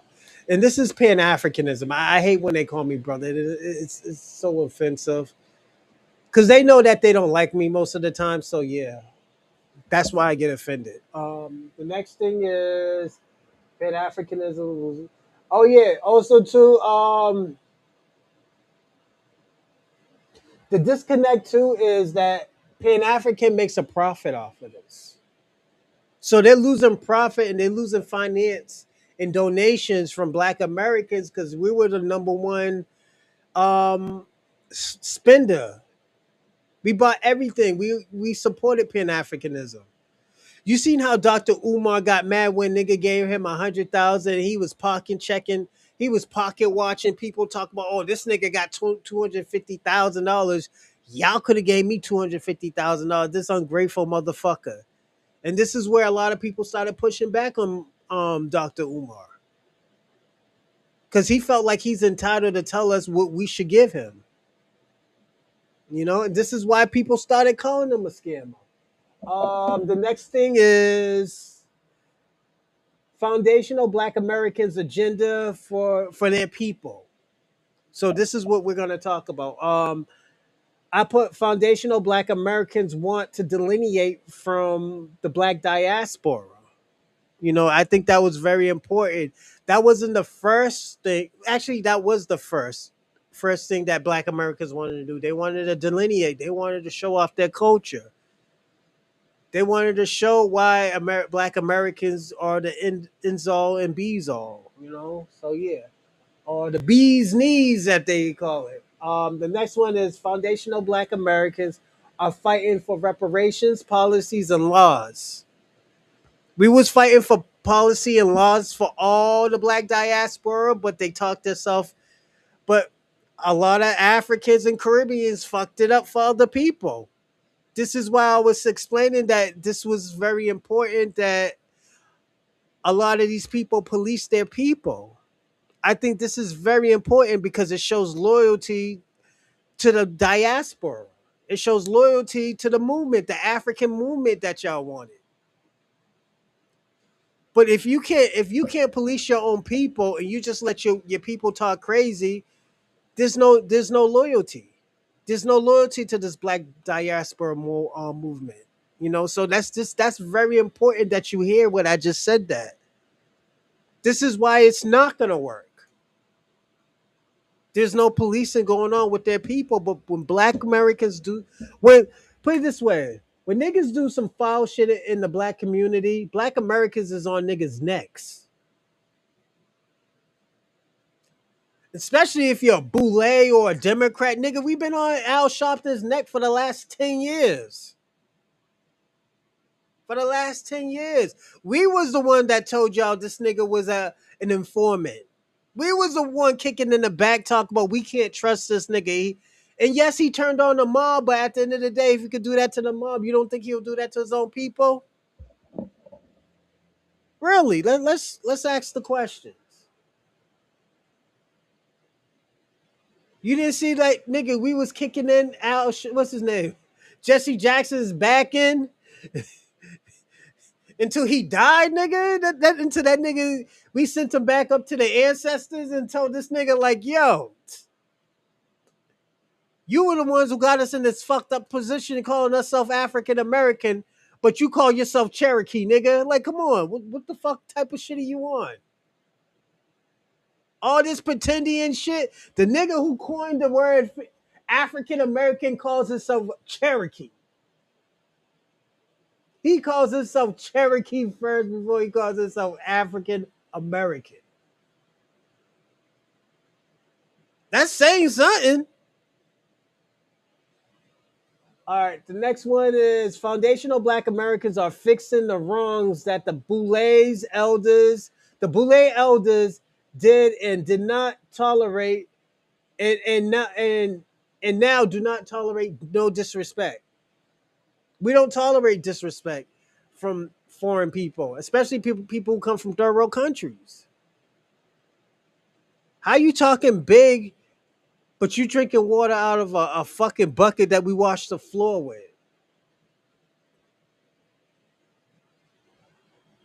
We built houses. We had houses. We had companies. Y'all niggas ain't that. Let me tell y'all something. If y'all getting beat by by starvations and flies and dirt cookies, y'all can't talk about the white man until y'all fix that problem. That means y'all niggas have to come together and fix that problem. Grow something. This is what y'all have to do. Y'all gotta live like y'all living like the dawn of the dead, my nigga. Like, yo, what? He was pretend. Yeah. Al Sharpton, yo, Jesse Jackson's Cherokee. He comes from a Cherokee tribe, yes. But he coined African American in the 80s. I'm just, what do you want me to say? Is that nigga, yo, he lived, this is a bittersweet ending for him because he lived and died under that African American. He created African American. He died with the term African American because a lot of people don't fuck with that term African American. This is why, and so I'm gonna say this: sometimes it's the messenger.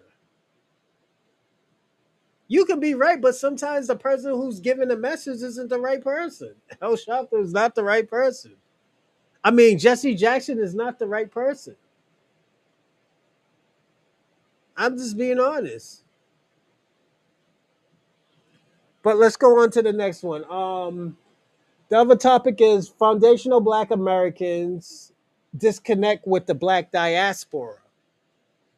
I think this is the most important part because this is the real part that we were talking about. What is it? What are the two battles that they are fighting? The Black diaspora. I wrote the Black diaspora do not respect Black Americans' lineage and choose not to in choice in the choice of not helping other Africans descent. They don't help other people. That's the thing about the Black diaspora. They never helped each other. This is why when I said like, yo, you gotta police your people. If you don't police your people, it shows that you don't have your people don't have loyalty to your people. So why should I put money into you? Why should I put my time and my faith into you and you can't even police your people? Real talk. The next one is Black Americans are fighting for their selves and not other countries because this. Hold on 1 second. Because the lack of. Give me a second.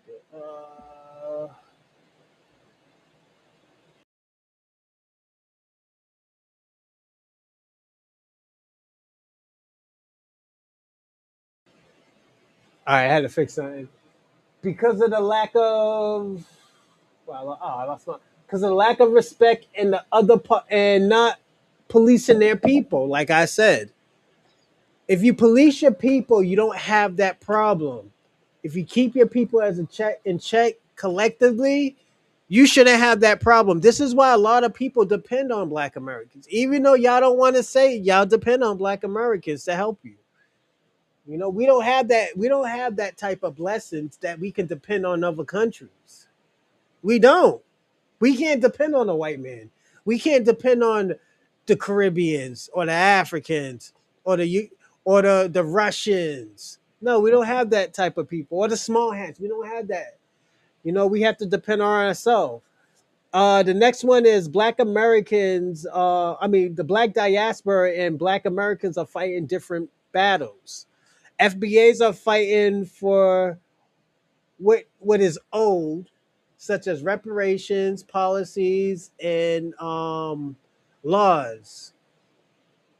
And Black diaspora is fighting for unity. What is it? Unity for Black people in countries. So it's two different things. Maybe even three because the diaspora and Africans, the Black diaspora is fighting for countries and people. And this is the last one. FBA stopped fighting for Black diaspora unity because they were the only ones that were doing it at the time. Everybody was just bringing their plate and eating after, the black Americans cooked all the food. Once we got shit cooking, everybody had their fork in their plate and try to tell nigga how to cook, and that's the problem. I'm gonna take a 30-second break. I'll be right back. I'm gonna go get some juice and some tea, and I'll be back, everybody.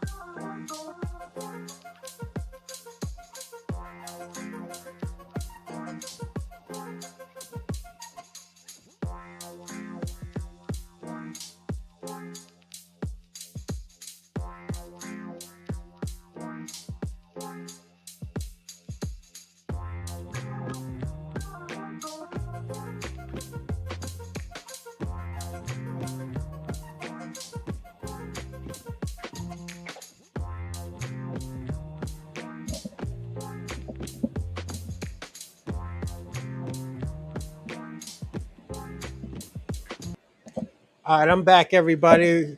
So for our first video, we have what is Pan Africanism. They're gonna analyze and show us some details of what Pan Africanism again. I know I do this every time I do talk about Pan Africanism, but I just want people who are not new to, who are new to this, know that this is what Pan Africanism is. This is what the Pan Africans say. Continuing with our series, dumbfounding definitions, dizzying distinctions, and diabolical doctrines, a series sorting through some of the jargon of philosophy, and finally finishing up the originally planned set of videos in our series analyzing African philosophy. In this video, we're going to be looking at what is Pan-Africanism. Now, before we get started, it's important to note we will be continuing this series after this video. We originally only planned it to reach till this video, but we are going to be covering new topics. Stay tuned at the end of the video to learn about what those will be. But Pan-Africanism is a political and philosophical viewpoint, the meaning of which has evolved over time. Generally, it's characterized by the support of the political, social, and cultural unity of Africa and the African diaspora. Unlike the other positions that we've examined in this series, Pan-Africanism is a more recent movement, taking shape in the 1900s and evolving throughout the following century. Pan-Africanism did not begin as a movement actually in Africa. Rather, it began in the African diaspora, people of African descent living not in Africa. Specifically, it began with a group of intellectuals of sub-Saharan African descent from North America and the Caribbean, such as W.E.B. Du Bois, in the 1910s and 20s. Their goal was the gradual independence of African states from colonial powers. This group saw African identity as something focused primarily on people from sub-Saharan Africa and their descendants. This early stage of the movement therefore often excluded North Africans, but included the diaspora, given their shared appearance, race, and interaction with white cultures. The hope of some of these thinkers was that a united and free Africa could serve as a homeland for many in the diaspora to return to. They argued for Africa to become independent and quote-unquote civilized through the embrace of Christianity, capitalism, and industrialization. However, these early attempts at Pan-Africanism were critiqued by intellectuals actually on the continent, such as FBA Wallace Johnson, a Sierra Leonean who argued that the ideologies proposed by this movement were the same ideologies used to justify the oppression of African peoples by the colonial powers. Specifically, Wallace Johnson argued that Christianity was used by missions as justification for the brutality of colonialism and forced conversions of African peoples from traditional religions. Wallace Johnson later identified as a Pan-Africanist, though, attending the 6th Pan-African Congress when the movement was more focused on the rejection of European colonialist development ideals instead of kind of this diaspora embrace of those ideals, just without the European masters. Now, African nationalists won a series of victories in the 1950s and 60s with growing independence movements, successfully challenging colonialist powers' claim to a moral right to govern African countries and gaining autonomy. So many of these countries actually were achieving that goal of gaining autonomy from the colonialist powers. However, with the loss of a unified goal of independence, the Pan-Africanist movement fractured. At a broad level, many residents of Africa viewed Pan-Africanism as a movement targeted at the unification of the entire continent, including North African Arabs, under a single political power, while the diaspora viewed the movement as a racial unification of individuals of sub-Saharan African descent, excluding North African Arabs, but including black peoples around the world. This different perspective on the movement can be seen throughout its history. Now, one challenge to the Pan-Africanist project on the continent was the difference of views proposed by various countries which competed for the leadership of the movement. Nigeria offered a more capitalist, pro-Western vision, while Kwame Nkrumah, the president of Ghana, envisioned a unified Africa independent and separate from the global economy. Nkrumah was concerned that Africa's reliance on exchanging exports for hard currency was keeping the continent poor. For Nkrumah, this meant a centrally managed socialist development strategy driven by an intensive project of industrialization, essentially turning Africa into a version of what China has become. Nkrumah's vision for Pan-Africanism was inherently socialist, progressive, and centrally managed. Despite Nkrumah's broad rhetoric, the prospective Grand Unified Africa failed to materialize. In its place, the Organization of African Unity, which later became the African Union, was formed. However, the goals of the OAU fell far short of an idealized single state of Africa with any real political power.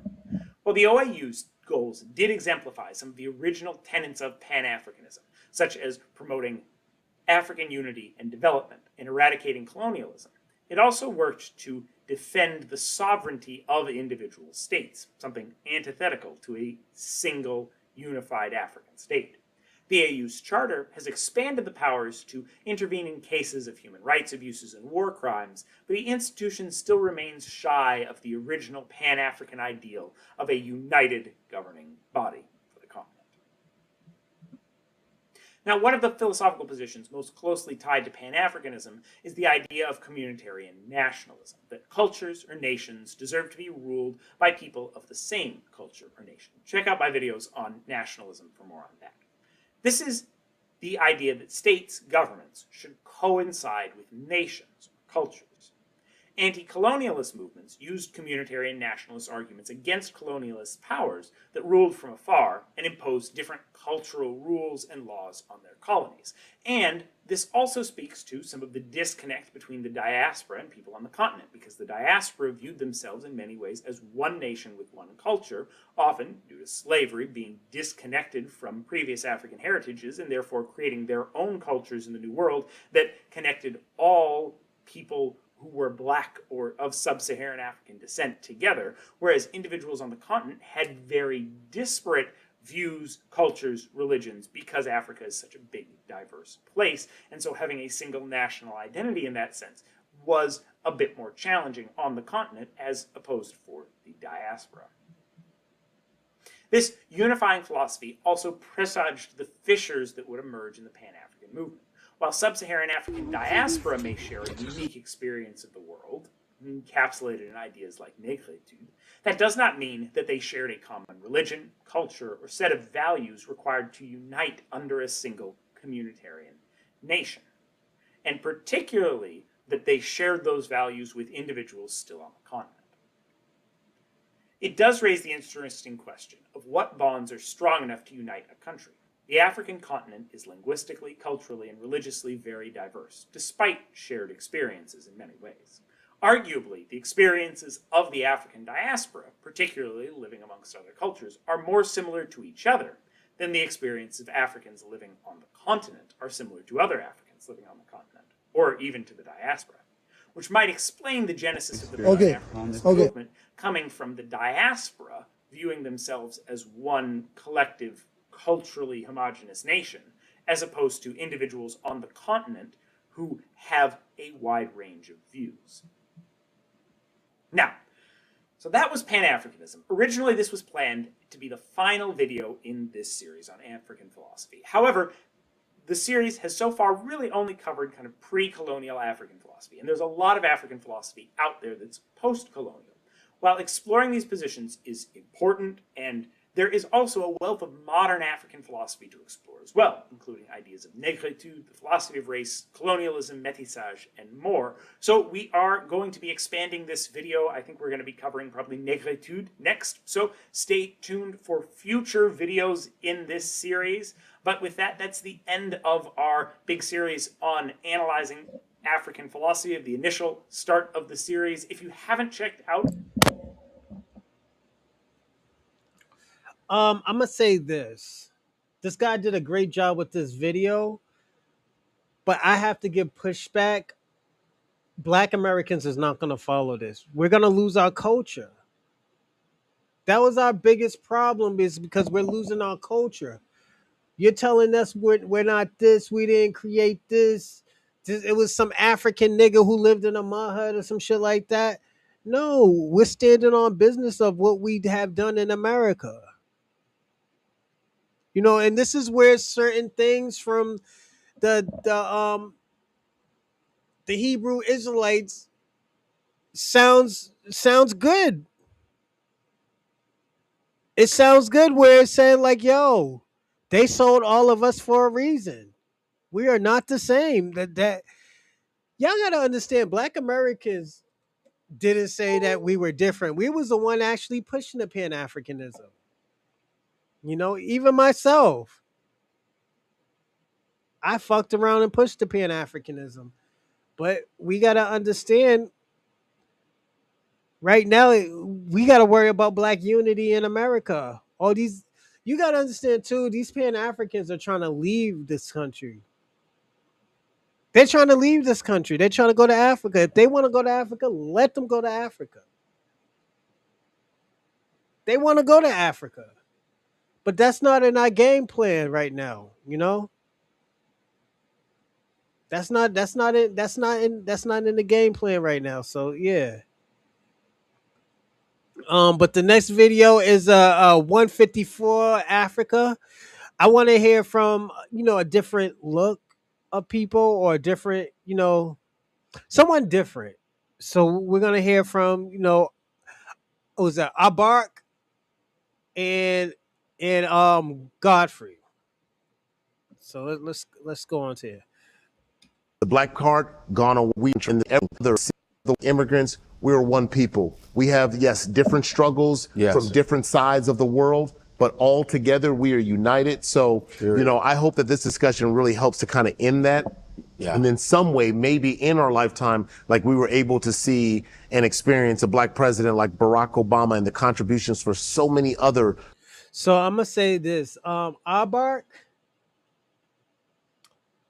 I personally don't have nothing against him, but he's like a white person. He's very passive aggressive. You know, he comes off very passive aggressive, where he's telling Black Americans he wants us to come together, but he'll say, okay, yo, but this is what Black Americans are doing.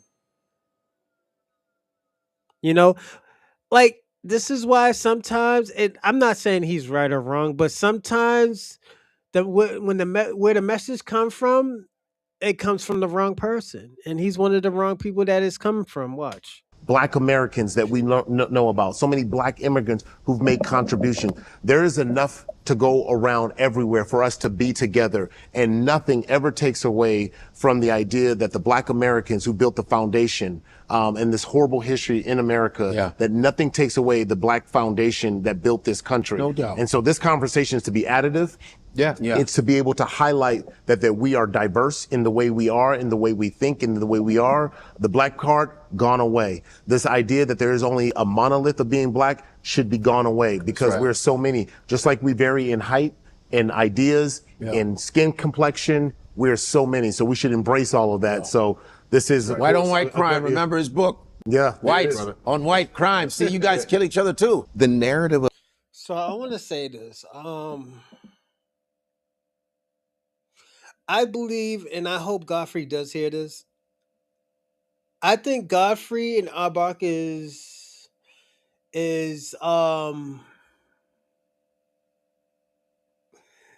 they're interviewing the wrong people. And the reason why I say they're interviewing the wrong people, the people that they should be interviewing is they should be interviewing people like Robert Walker. If you don't know who Robert Walker is, you will see him on this show. I got this little clip that I want to show y'all with Robert Walker. I don't know if he's Jamaican, but definitely I want them to interview him. You know, he has more of an idea of foundational Black Americans historically. You know, because he's a historian. I will say that.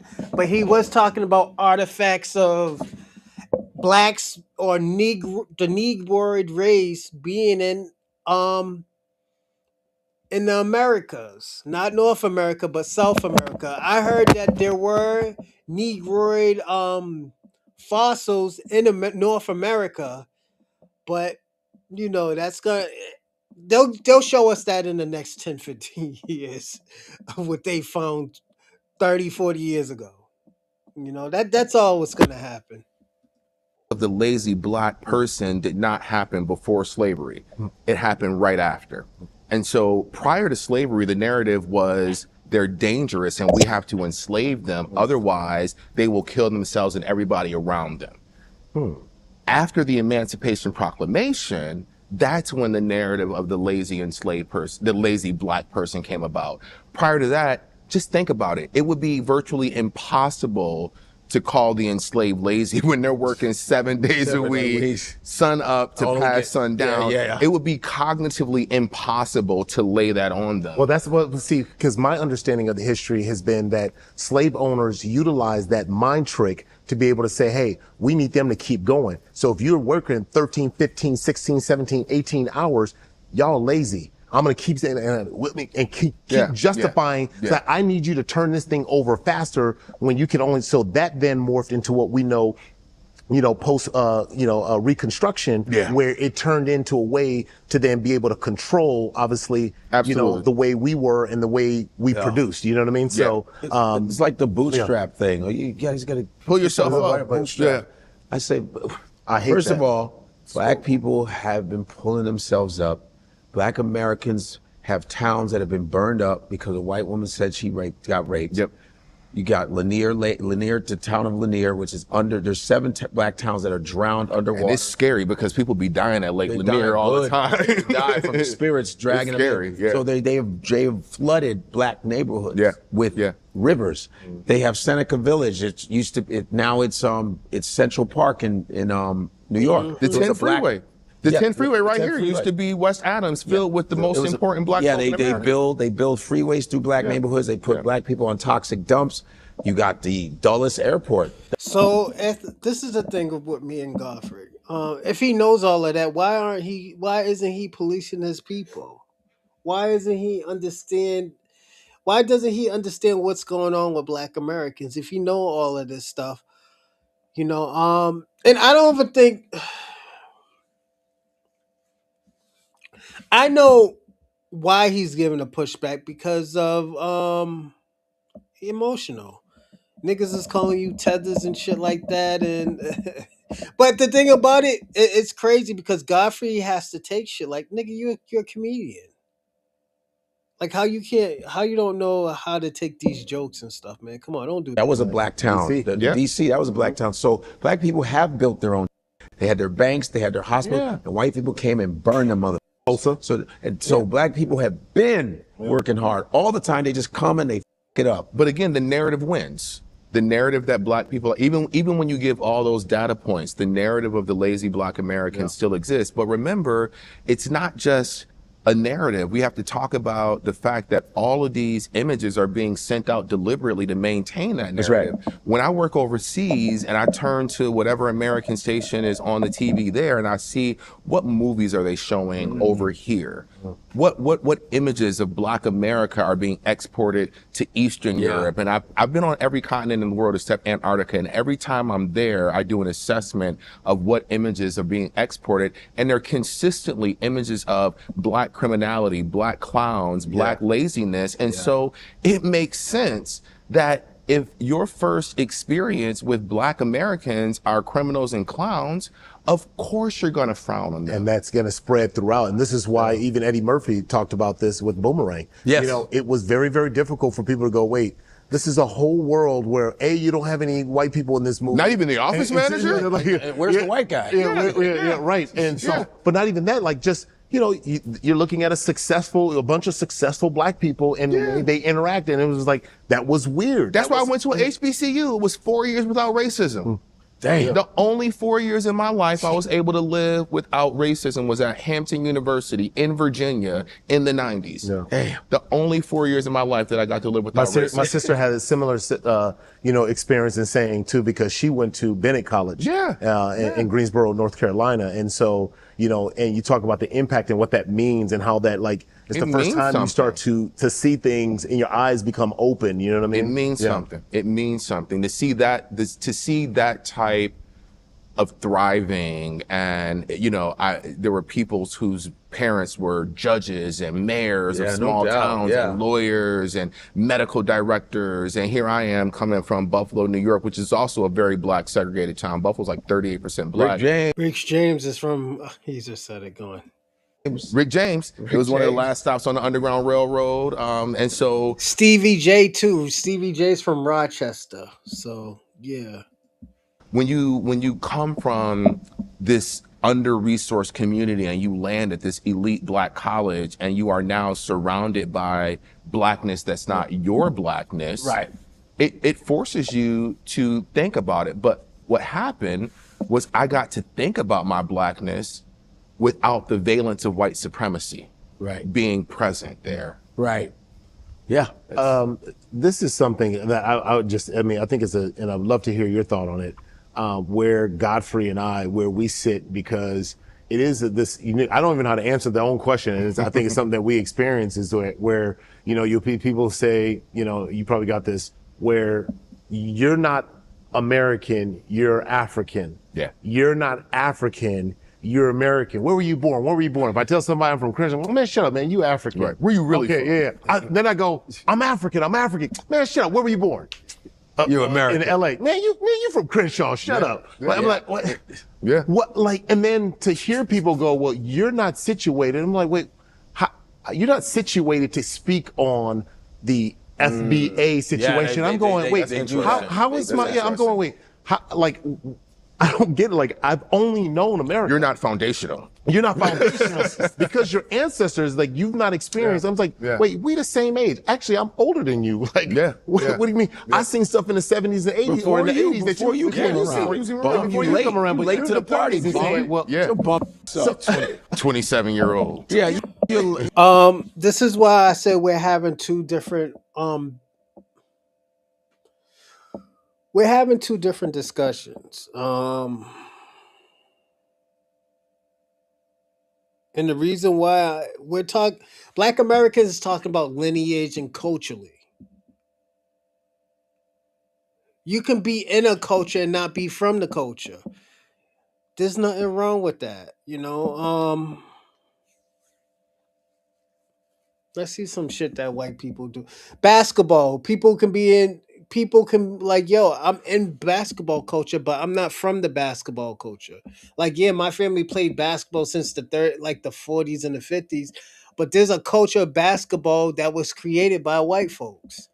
This is why they say black people are guests in the NBA. You know, because they hold on to the culture of basketball. Yeah, I've had that. I go, man. So or some Nigerian, young Nigerian. You're not Nigerian. I was Nigerian before you. Yeah.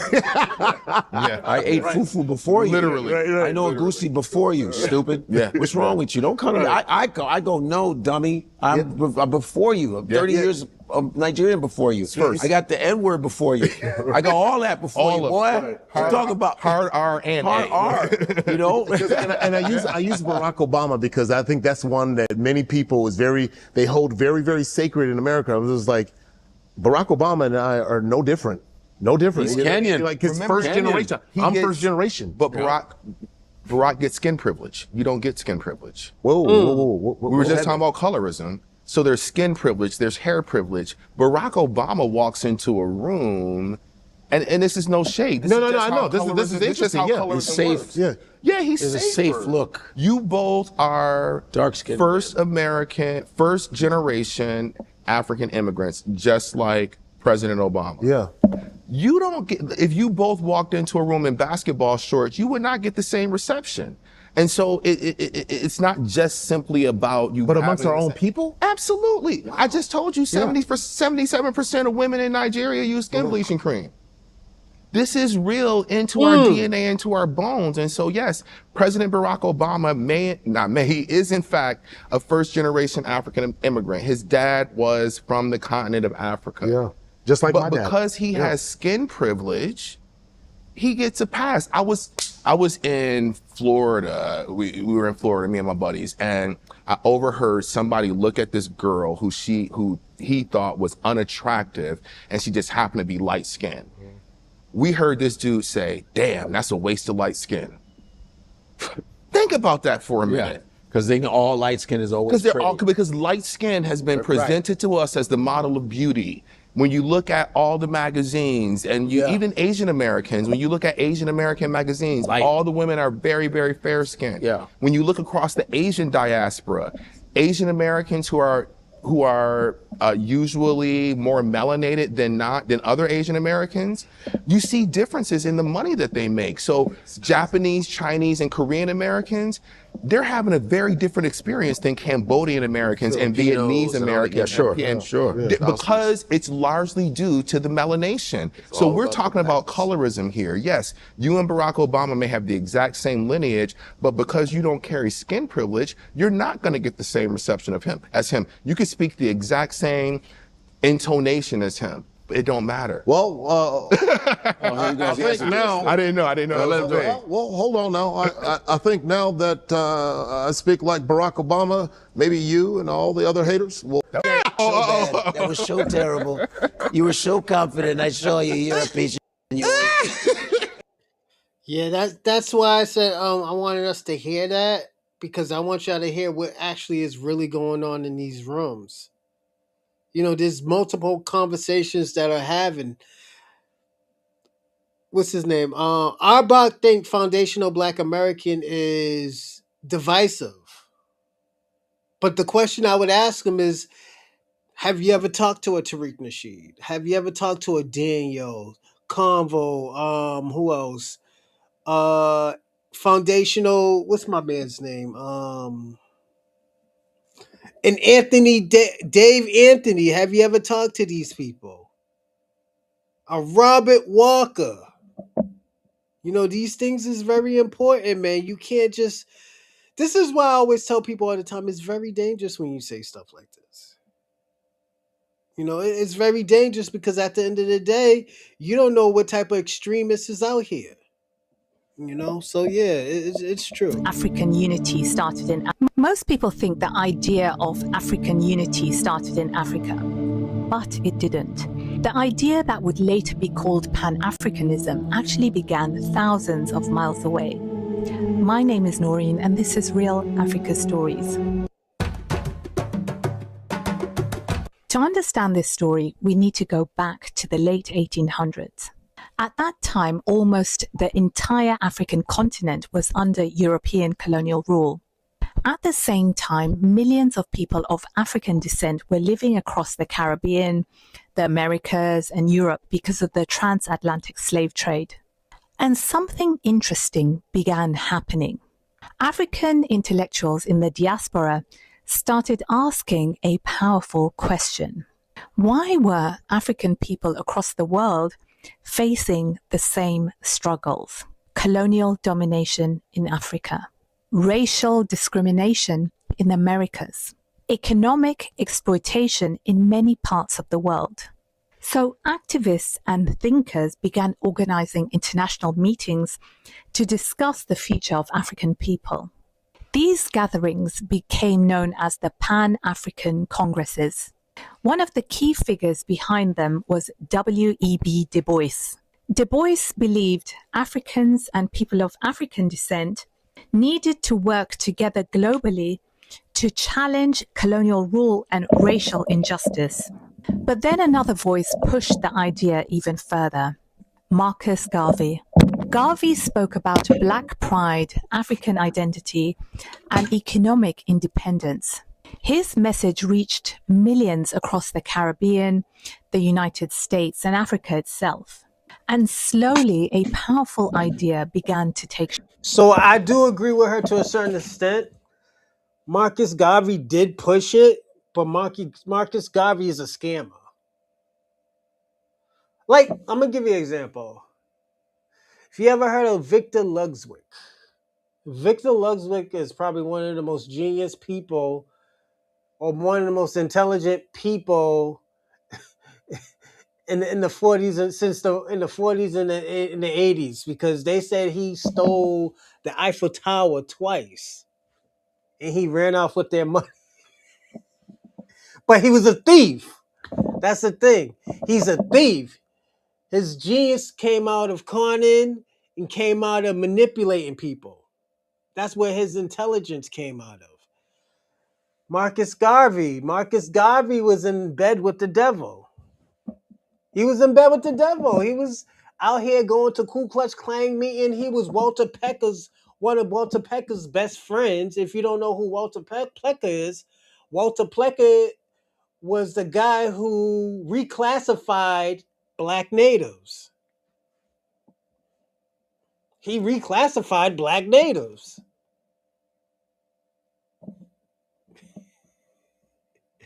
This is Marcus Garvey's best friend. When Marcus Garvey went to jail, who you think was watching that man's wife? Walter Plecker. Shape.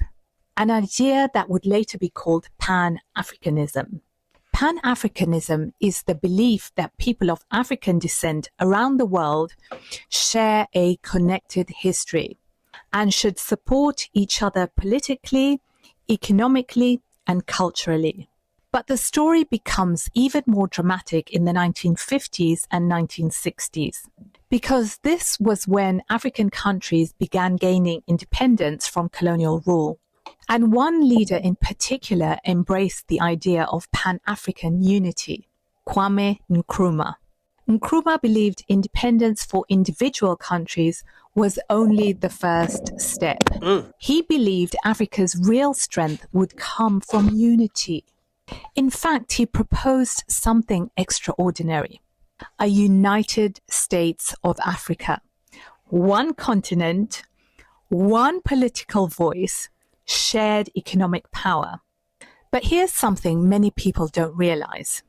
Even among African leaders, this idea was deeply debated. Some supported Nkrumah's vision of rapid political unity. Others believed it would be too risky. Countries had only just gained independence. Why give up sovereignty so quickly? This disagreement led to two political camps. The Casablanca group supported stronger political unity. The Monrovia group preferred cooperation between independent states instead of a single government. In 1963, African leaders gathered in Addis Ababa, Ethiopia. The result was the creation of the Organization of African Unity. It was a compromise. Africa would cooperate politically, but it would remain a continent of independent nations. Years later, the OAU evolved into what we now know as the African Union. But the dream that Nkrumah imagined, a truly united Africa, has never fully happened. And sometimes I think about this. If Africa had united economically and politically in the 1960s, how different might the world look today? So I'm curious what you think. Could Africa ever become politically united? Or is Pan-Africanism stronger as a cultural and global identity rather than a single government? So I'm glad this is the reason why I wanted to listen to her, because at the end of the day, she knows more about Pan Africanism and African movements than I do. She is right. This is how it was supposed to start. You know, what's going on, Wizmay? Shout out to you. I want to say this. I believe if if Africa wants to fix Africa, I think Africa should start their fight of what's in Africa. And when I mean what's in Africa, they need to start their fight.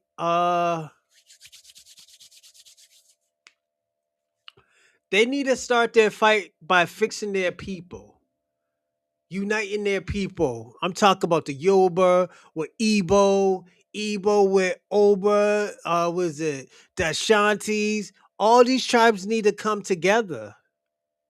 The Zulu tribe, if they can get that together, I think they do have a chance of Africa being a powerful country.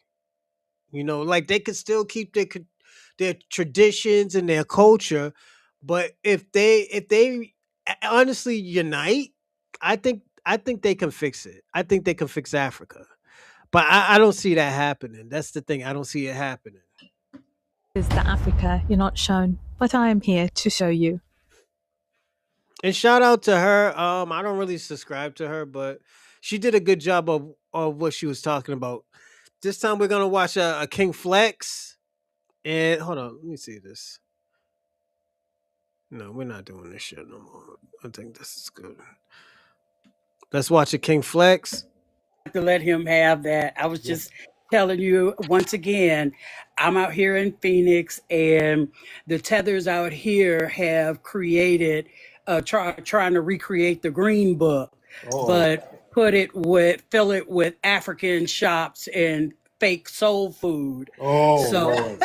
yeah, that's a big thing out here. They're trying to make their Oh my they god. really flatten blackness out here to the point where they are just literally recreating their own version of the Green Book so they can sell you some of that nasty rice. Lord, my goodness. Thank you, beloved. Yeah, Yes, when I sir. was in Brooklyn not too long ago, what street was I on? I was what street was I on? There's a Biggie mural on this street. There's on the corner. There's a mural of Brooklyn. Biggie Smalls. He's in Where are my Brooklyn. Brooklyn people? Because I went to a barber shop over Told you there, he was in Brooklyn. and it's right over there where that mural is on the corner of Biggie Smalls. I remember that I explicitly. knew it was in that Biggie mural. Brooklyn. What street is that, my Brooklyn people? Is that Dumbo? Is that the Dumbo area? Where are my Brooklyn people? Is that Fulton Street? I What knew street it is was that? Brooklyn. I knew it That's was Fulton. Brooklyn. Okay, that's full. Okay, and I went down the street from there. I was kind of on that same block, walking down the street, and This nigga be in the streets, okay, man. Fulton and St. James. Okay, got it. Is that Bed-Stuy? Because I get kind of confused with my areas. The Dumbo, Bed-Stuy. I get a little confused out there in New York because it's so big. And I was walking. I was trying to get something to eat, and I saw a place that said Soul Food. And I went in there, and it was like buffet style. And I saw the people behind the counter. They had cake soap and crooked wigs. The women had some cake soap on and some crooked wigs. I said, uh-oh. And the soul food wasn't souling at all. I don't know what the hell this shit was. This was not our soul food. Nigga. They had like black-eyed bush meat. It was some real weird combinations they had. It was like supposed to be some baked chicken, but the chicken had a tail. I'm like, what kind of chicken is this? None of that shit matched what the description was. None of it matched what the description was. Oh my God. It was a weird texture. The barbecue was a weird texture. The greens looked plastic. I said, okay, I am not eating. It didn't even smell right. I'm like, no. Yeah, it was some Caribbeans basically trying to do their version of a soul food in that. Yo, this is why, I always tell people this. Your shit better be on point because black people be talking shit. We gonna talk shit, yo.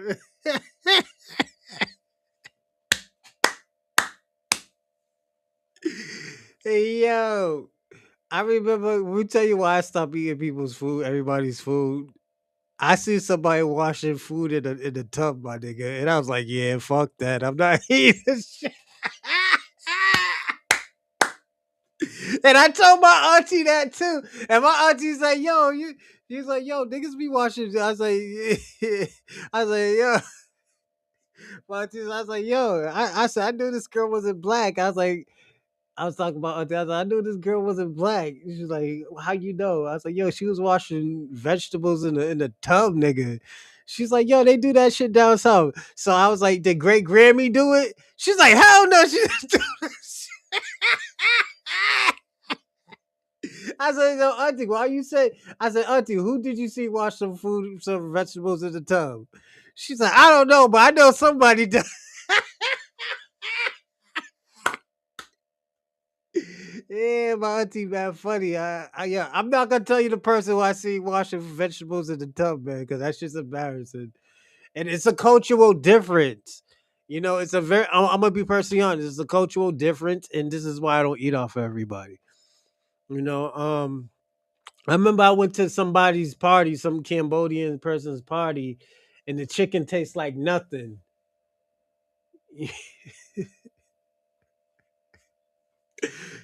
Then the lady asked me, yo, how's the seasoning? I said, you put seasoning. This is seasoned? I didn't even know. I thought y'all was doing some type of sauce or something.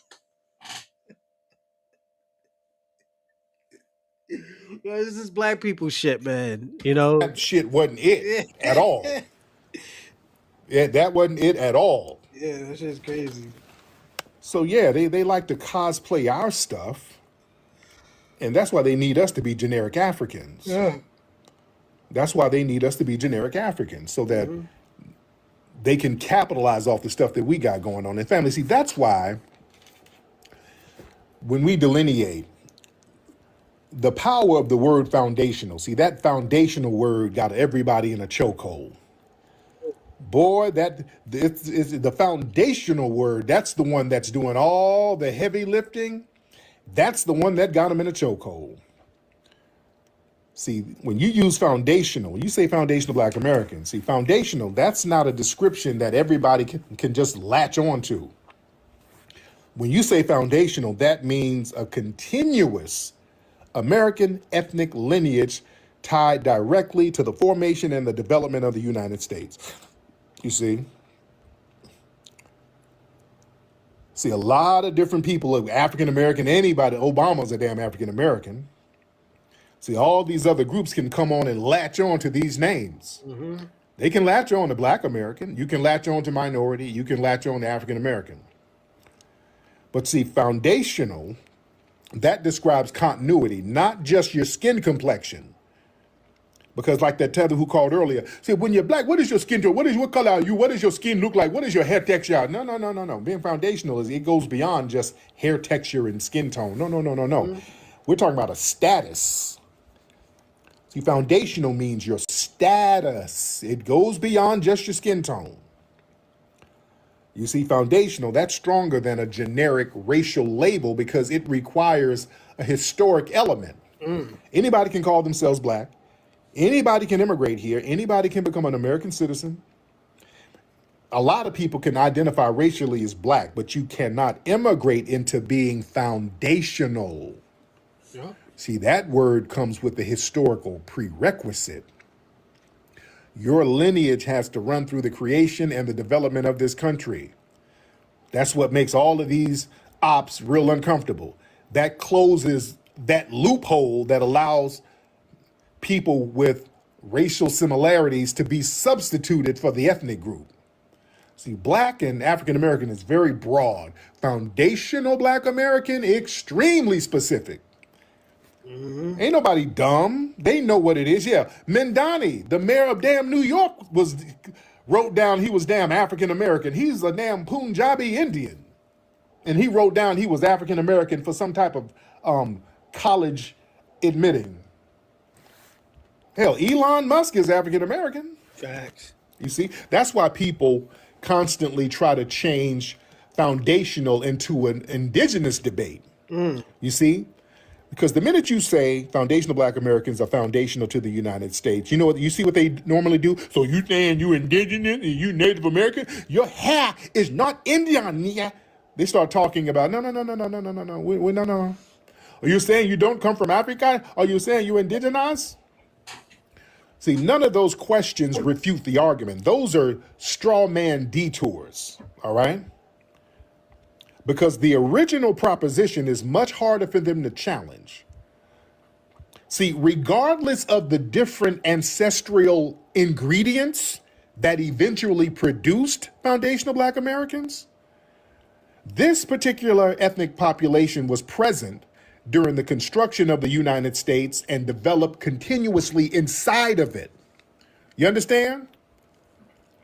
So foundational and indigenous, those are two different arguments. That's why people always try to collapse the two. It's two different arguments. That's why they can't really deal with that foundational word is really whooping that ass. They'll try to veer into that indigenous thing. Now that's a separate argument altogether. You understand? And the thing is, me, because there's some people who I ain't got no African ancestry. No, we all got African genetics. I got African genetics. Everybody got African genetics. Shit. Not even denying that. Yeah, there were some people who came from Africa. There was a very small percentage of people who came from Africa mixed in with the Aboriginal people. I'm not saying they didn't, but that's still, we're still foundational black Americans. We had an ethnogenesis. We still had an ethnogenesis, just like other people. Mm-hmm. In Polynesia and all these places, New Guinea, they came from Africa at one point, landed on certain continents and islands, and they had ethnogenesis. We did the same thing. We didn't just remain some damn generic damn Africans. We had an ethnogenesis. We became our own distinct foundational black American ethnic population. You understand? And when you say foundational, that prevents people from retroactively attaching themselves to our history. See, this is where the terminology becomes very politically powerful. See, if everything is reduced to just simply black people, well, somebody whose family just got here yesterday, they can rhetorically position themselves inside events that happened 150 years ago or 200 years ago.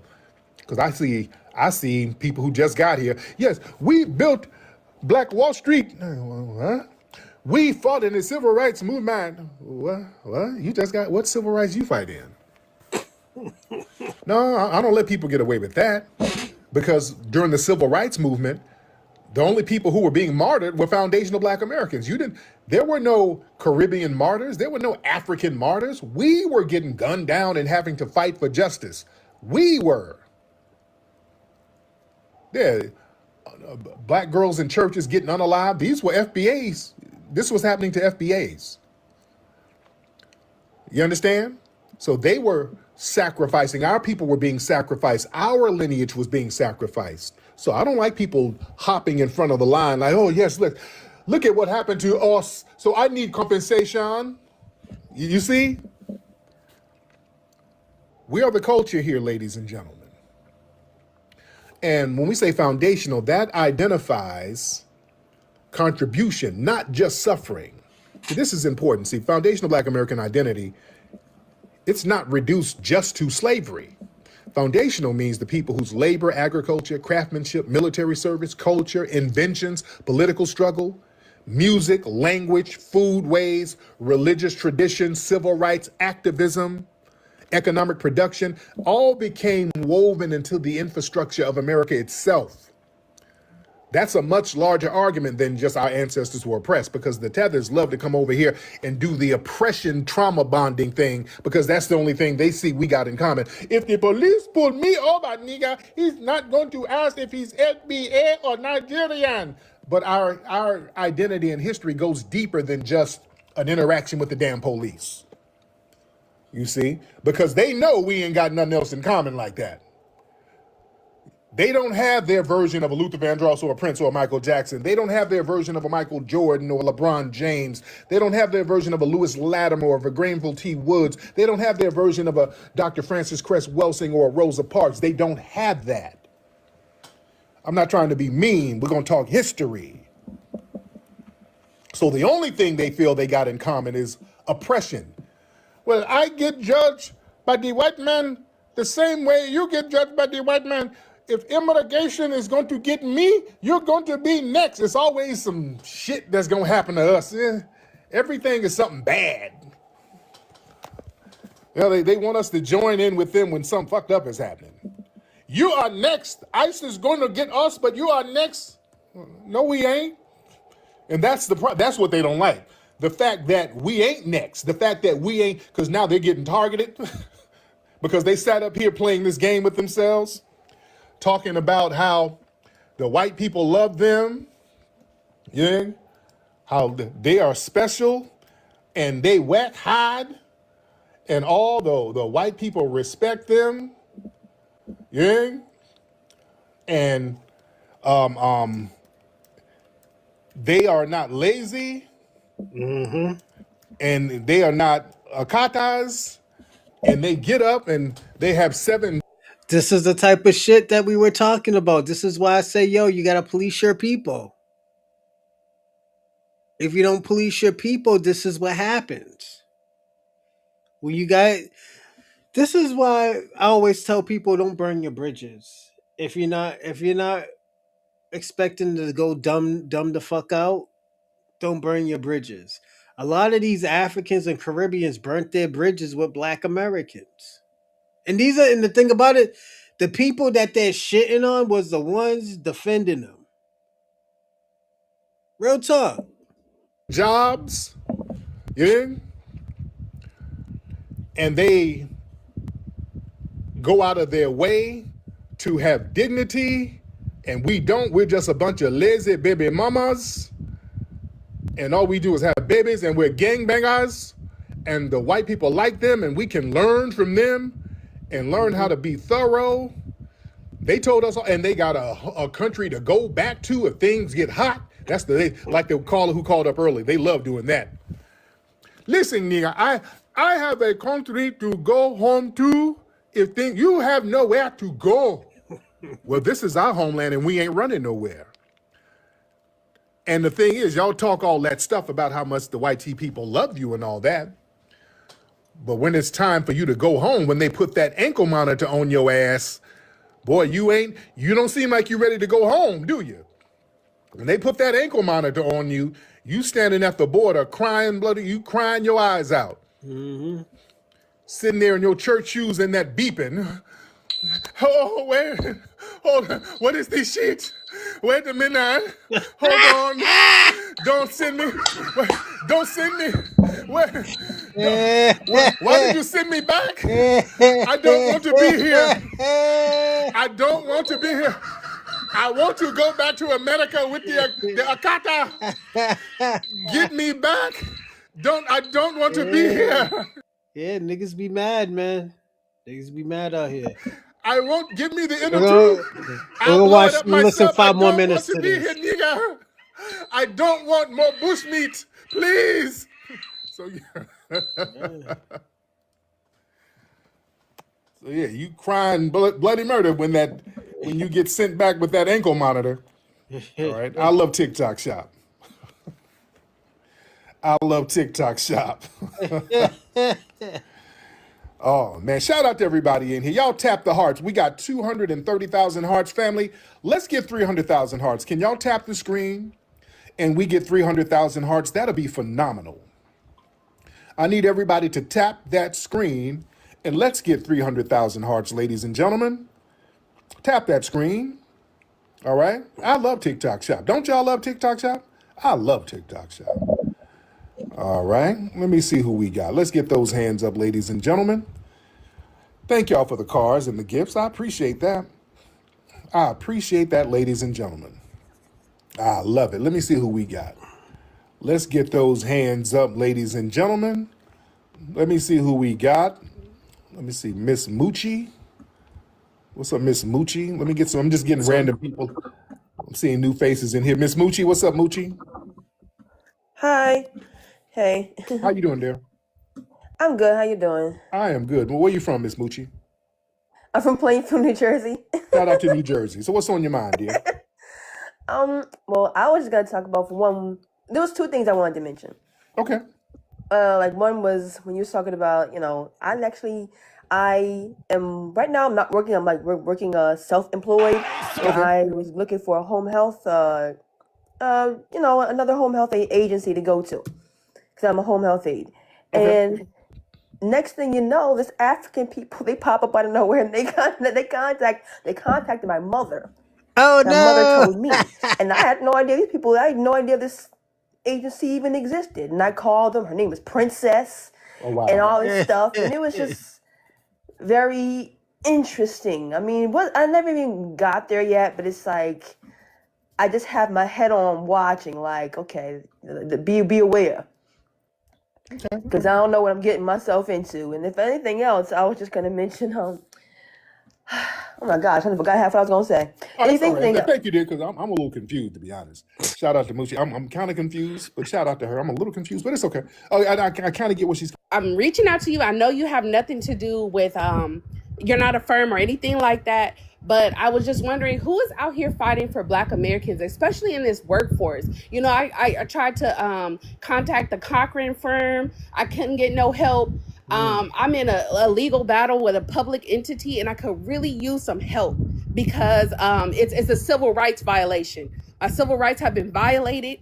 It has cost me a lot of pain, and I just wanted to know if you could help me, sir.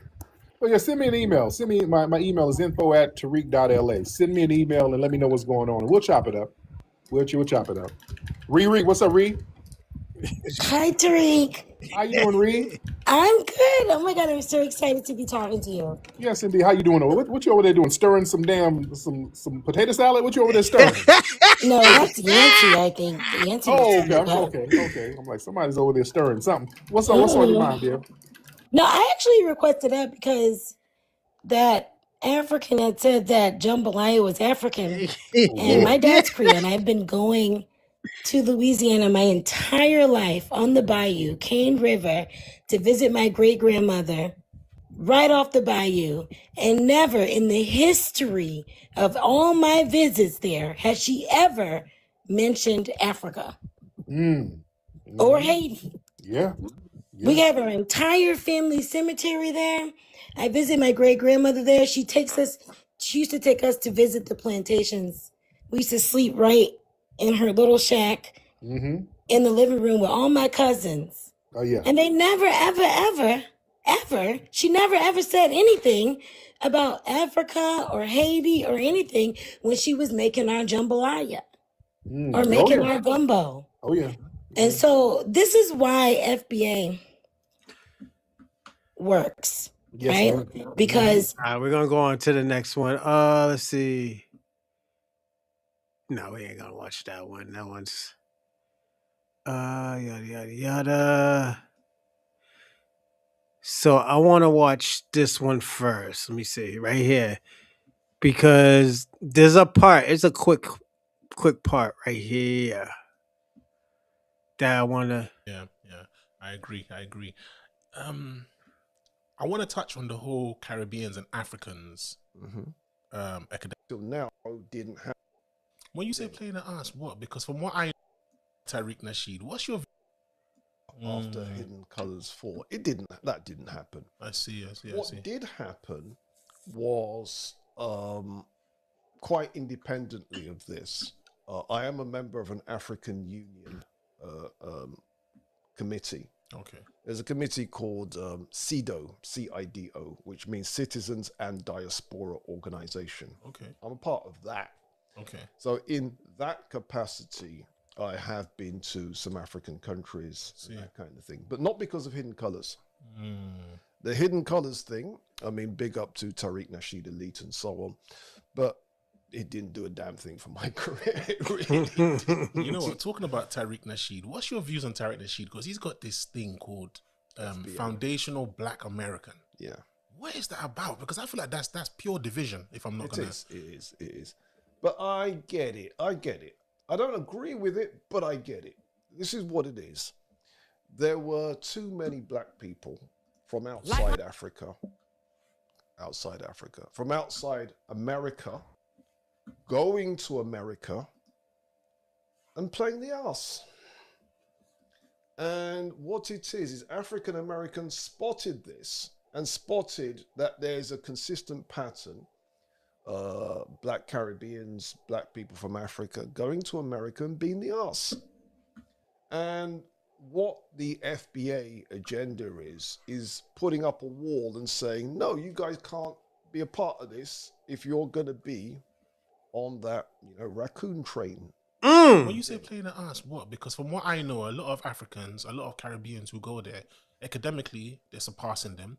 And also business-wise, they're surpassing them. So who was playing the ass?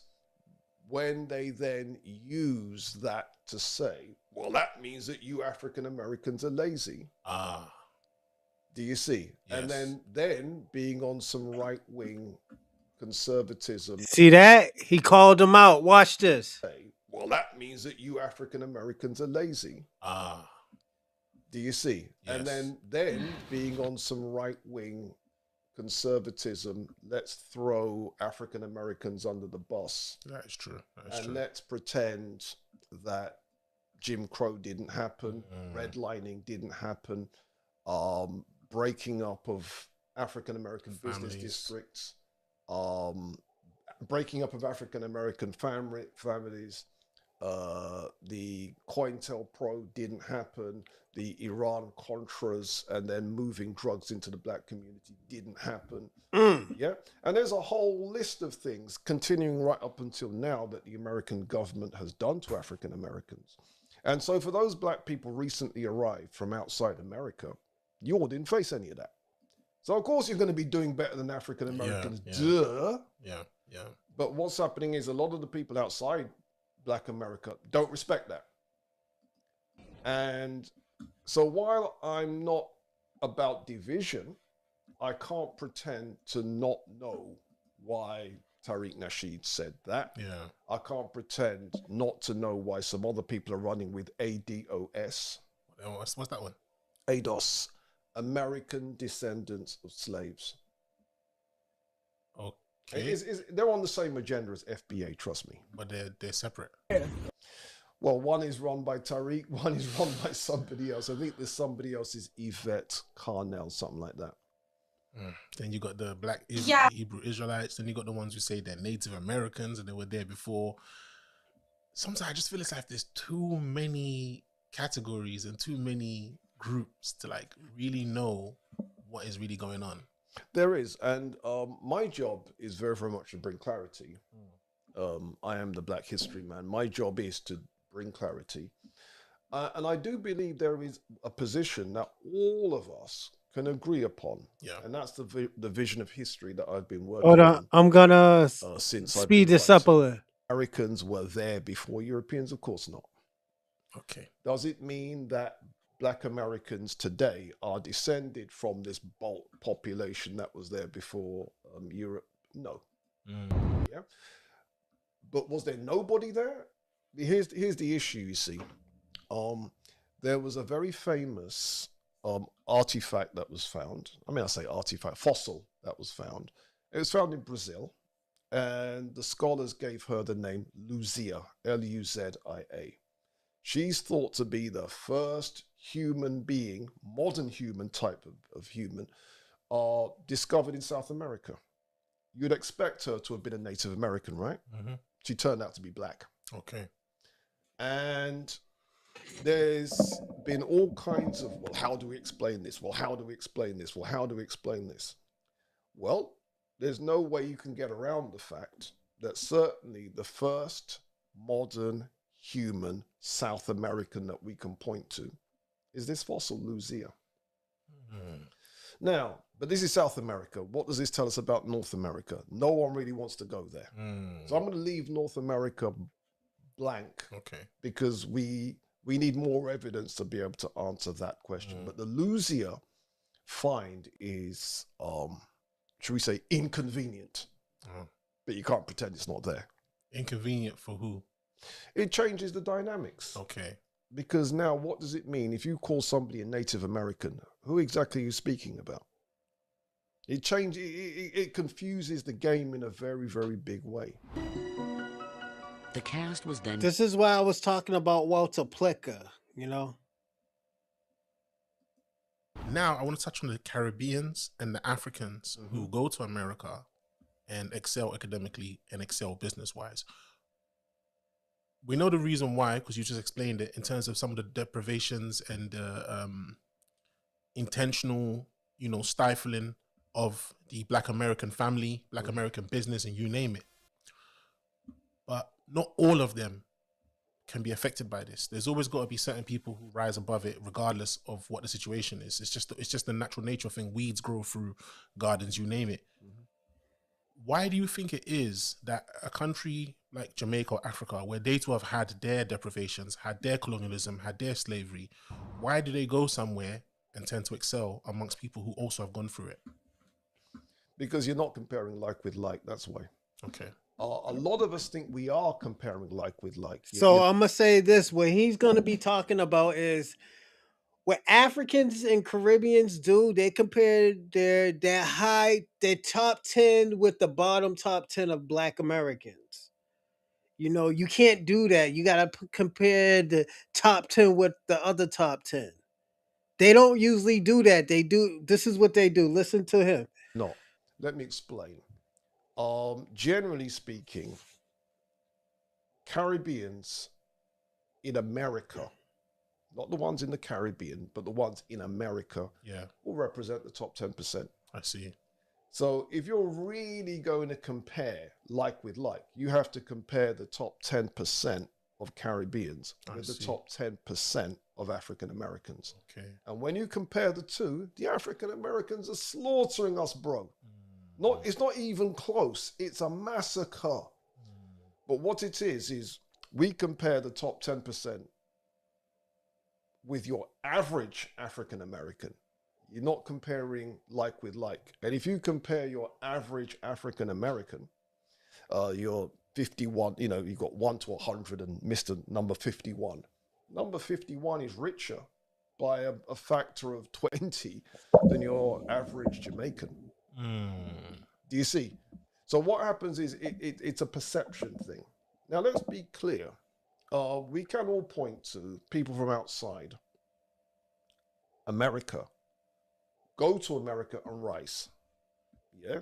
Colin Powell did that. Kamala Davy Harris has done that, whatever. But you can't pretend that's typical. Do you see? Yeah. But what happens is because we live in a world where people don't really have full pictures, you can take the exception, use that to smack around African Americans' faces. This guy just got off the boat. He's doing better than you. Not realizing, but for my man to have got on the boat in the first place, he wasn't typical of the country that he was coming from. So the reason why I showed that video, because I'm going to play this video. This is why I don't listen to Drazy's show. I'm going to take that dumb one. I'm going to take that dumb one. Oh, no, that one's intelligent. Look at it. Put him down. Put him down. I done my research. Would you believe the American government that said no made that decision without any consent from a Black American? They didn't even approach the CBC like Ghana did. We approached the Congressional Black Caucus. We approached CARICOM. America didn't even approach anyone for their opinion. They said no, because guess what? they talk. That's cap because Martin Luther King did. Martin Luther King went to the AES and Camacon. Y'all just let in the Caribbeans.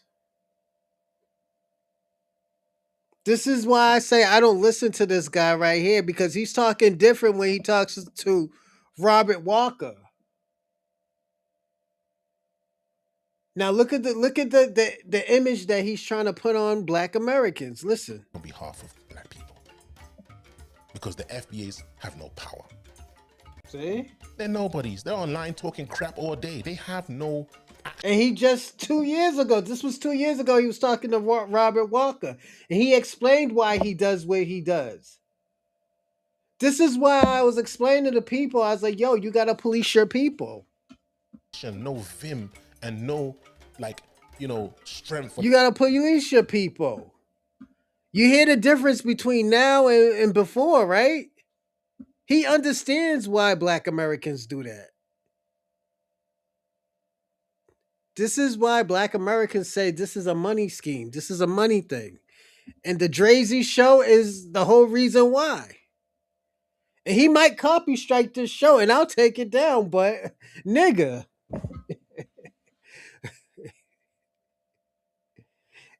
You can't teach that shit, my nigga. This is why we call you cosplayers. This man, Mr. Walker explained to you why Black Americans do what Black Americans do. And this is what you do. They got no backbone against their own governments. They want to diss Africans online. Even though we pushed for the conversation to now be represented and recognized in black and white ink. Historical evidence, proof, concrete evidence, concrete proof that they've accepted that the transatlantic slave trade was the gravest crime against humanity. So now we can talk reparations. Can you imagine that? Rather than saying, you know what, we may disagree with each other, but right now we got to come and go. So let's align ourselves with these people, because that's what it is about war. Sometimes you have to align yourself with certain people that you... So it took you 400 years to come up with that. You see what's the difference now and before? When he was talking about Black Americans, when he's talking about also known as foundational Black American. This is the type of shit he pushes. I'm just going on what he says. So if any Africans get mad at me, my nigga, this is why. This is your peoples. This is your peoples. Now we're gonna watch the Love World. We're gonna watch half of this. We're gonna watch when Tariq Nasheed comes on and shit gets heated. Tariq, to my live. Oh, My husband turned me on to you like 2 years ago. I had no clue about FBA or nothing, and it's been on since. Yes, ma'am. But who is this Youtho lady? Did she say there's the leader? Did you say that, Youtho? Yes, I did. Yeah, sweetie. Yeah, you still stuck back in 2010. A lot of y'all foreigners, y'all are never up to date. Y'all harp on things that's way outdated. You still regurgitating outdated, debunked nonsense. Nobody's believing that leader FBA group stuff. The world has moved on. We are a lineage. People are recognizing our lineage. The lineage is being respected. Major news stories are about our lineage. So whining and lying about that is not going to change anything. Ma'am, did you get up here and say that nobody was sold in Africa? Did you really say that? I didn't say nobody was sold. I said that the African empires probably didn't sell them. It was taken by European powers. European powers went there and took the people. Ma'am, have you been to any of those castles over there on the west coast of Africa? No. Okay, but you've seen them, right? You have. You went to Senegal. You have. You have for sure. I was in Tell Senegal. everybody why you went there, Tariq. To get some Joel off and bring my ass back home. Exactly right. Don't go to Africa. Don't overtalk him, you though. He's a guest. Right. I went to Africa just like I was in Turkey. I've been in 3 or 4 different continents in the last few months. I travel around the world, and guess what I do? Come back home. I'm not a refugee. I go stand on FBA business and come back home. Now, when I was over there in Senegal, I went to some of those slave dungeons, slave castles. Those cannons that they have, they're not pointed inward to the people over there in Africa. They're pointed outward to the ocean to protect that land from foreigners. The Africans there could have stopped the slave trade, but they did not. They were complicit in it. Europeans didn't just come over there with a net running up in the jungles grabbing people. There was a very meticulous deal going on with those African leaders over there who were 100% complicit. They were charging them rent for the land over there to have those castles. So they were making a lot of money. And when those European powers did not pay rent, those African leaders and tribes would go over there and hem them up until they got their money. So this was something that a lot of those African nations were 100% complicit in. And this is why we have a problem with them trying to spin the block, talking about, oh, they took our brothers, they took our brothers. So let's get us some money too. We see the con game in this thing, and we're just not feeling that. Are we allowed to rebuttal him, or he I'll can just rebuttal speak? that. Hold And let's on. rebuttal that. Where's the lie? Okay. One at a time. 3D. No, one at a time. 3D. All right, Tariq, come on. You're a smart brother. I've been following you for a while, but you know very well the Europeans' tactics, right? You know African nations today are forced to pay colonial taxes, right? You've heard stories about my wife's Togolese. The Togolese nation have refused to pay colonial taxes at some point. You know what the French do? They drop BOMs, right? They clog up their sewage systems.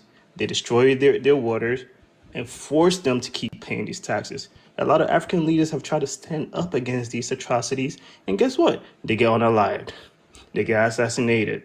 This is the same tactics they've been doing since the beginning. No, it wasn't. That's not the same tactic, sir. Right. They didn't do that back then. I didn't interrupt you, sir. But you said something that was incorrect, sir. You're talking about modern tactics that's being used now because, yeah, they're completely destabilized because they made them janky deals. Them African leaders sat over there and signed them janky treaties, and they made janky deals, and they're feeling the brunt of those janky deals they signed. But before then, in the 15th century, 16th century, 17th century, they were fully complicit with what was going on. They could have stopped the slave trade if they wanted to, but they didn't want to, sir. Now, where's the lie in that? Can I rebuttal? Can I get my time back? We won't spend all day questioning Tariq. You Yeah, though, Yes, go ahead. yes. Yo, you got 1 minute. All right. He So just cut me basically, off, but that's fine. Tariq Nasheed, I hope you're enjoying your new CIA job. I hope it's really good for you. What you got the CIA against, man? Let me continue. But what you got the CIA against? What, bushmeat and shanty towns? What do you need Kennedy the should CIA? have shut that down. What do the CIA need to do to you? Yeah, it's just Israel. Yeah, you're not CIA. that important, beloved. You don't have anything going that Just needs stop CIA interrupting, intervention. please, Tariq. But yeah, just saying Tariq Nasheed, let me talk. delusions of grandeur don't work here, beloved. Why is But the go cult ahead. leader acting like this? No, Hey, you're y'all need to be leader. chill. Wait a minute. Hold on. One What person we at a won't time, do, yo. hold on, K-Hova. Hold on, everybody. You throw 3D. I don't care. This is my panel and my lab. But however, Tariq Nasheed is an important person to a lot of Black Americans. So I will not tolerate disrespect and that cult stuff while he on my stage. Or y'all won't even be having the honor of being up here with him. You can come back when he go. And he can finish talking. My fault. Be respectful, please. Okay. As he said, as 3D was saying about the tactics of European powers, yes, there were some empires that sold off their people. Some, okay? But now what FBAs are trying to paint is that every African empire was selling their people to try to glorify white tea Americans and make it look like that they never did anything to Africa and they're such good people that just went there to grab some Africans to go live with them. And then they're just trying to flip the scenario and make it look like that when in truth it's really not. So with that being said, it's kind of clear that it was Great Britain becoming the largest trafficker during the 18th century. They transported 3 million Africans. They supported. They were supplying countries like North Africa, the Caribbean, and mainly the Americas. And I'll end my plan right there. And once you, Tariq, before you go, can you please just like 1 or 2 minutes, can you tell us a little bit, in your opinion, what's going on with this Ghana and the UN thing? And also, can you answer the prompt, who is really responsible for the transatlantic slave trade? Yes. Now, to answer the prompt first, we always put all the responsibility on the European powers. It's never off with them. We always keep the focus on them. They are the main architects of the transatlantic slave trade. They were the main beneficiaries of it. They were the main architects of it. So our focus has always been on the white tea supremacists from Europe and here as well. But the problem we have with the Ghanaian thing and some of the West Africans coming over trying to say, hey, look at what they done to us. We're not going to play that game because they made deals with them. They signed treaties with them. Many of those African nations and African tribes were in business with the European powers, and they were undercutting everybody. We, as foundational Black Americans, we are the only people who have our hands completely clean morally because we never sold anybody and we've never signed any treaties with the white tea supremacists. We've never legitimized them. That's why the Ghanaians have to come over here and go to our ancestral burial grounds to try to get moral legitimacy before they can go to the UN. Ghana knew they couldn't go to the UN by themselves, because they would have got laughed up out of there because the British would have said, hey, let me show you these treaties and documents and these receipts we paid you during the transatlantic slave trade and all the money that you made. They had to force some of those African nations to stop importing and exporting people who were enslaved. Some of those African kingdoms didn't stop slavery until the 1890s. So our thing is we don't want them spinning the block trying to Africanize our reparations claim because we are foundational Black Americans. We had an ethnogenesis. We're not trying to do a global African reparations forum. We are taking our grievance specifically to the United States government as foundational Black Americans because we have a very specific claim. Rebuttal. No. Oh, let me holler at him right quick. Okay, please. hold on. Go. Do you want to talk to any other people to read? Yeah, they come on in. Okay, go ahead, y'all. I mean, what's that in the old school? I just want to holler at you right quick, you know. See, my grandfather, he was a civil rights activist back in the day. He wasn't one of the major ones, but he knew a lot of the major ones. He was down in New Orleans, you know, doing the damn thing. He also fought apartheid in South Africa, you know, way back in the day, right? Mm-hmm. So my thing is, he knew back when Malcolm was trying to work with Kwame Nkrumah and Patrice Lumumba and form a coalition to go up against the European powers in the United Nations and get the reparations in which we deserve, right? He was forming that coalition with the African leaders then. And I feel like it's necessary for us to do the same thing now, because if Malcolm X, a foundational Black American, did that then, it should be important for us to do it now. Because if we The thing about this is, and this is why I gave pushback against African American, because we have been doing this. We have been doing this for a very long time. Sometimes now, some people have to fall and actually say, yo, I fucked up. I got to do this shit myself.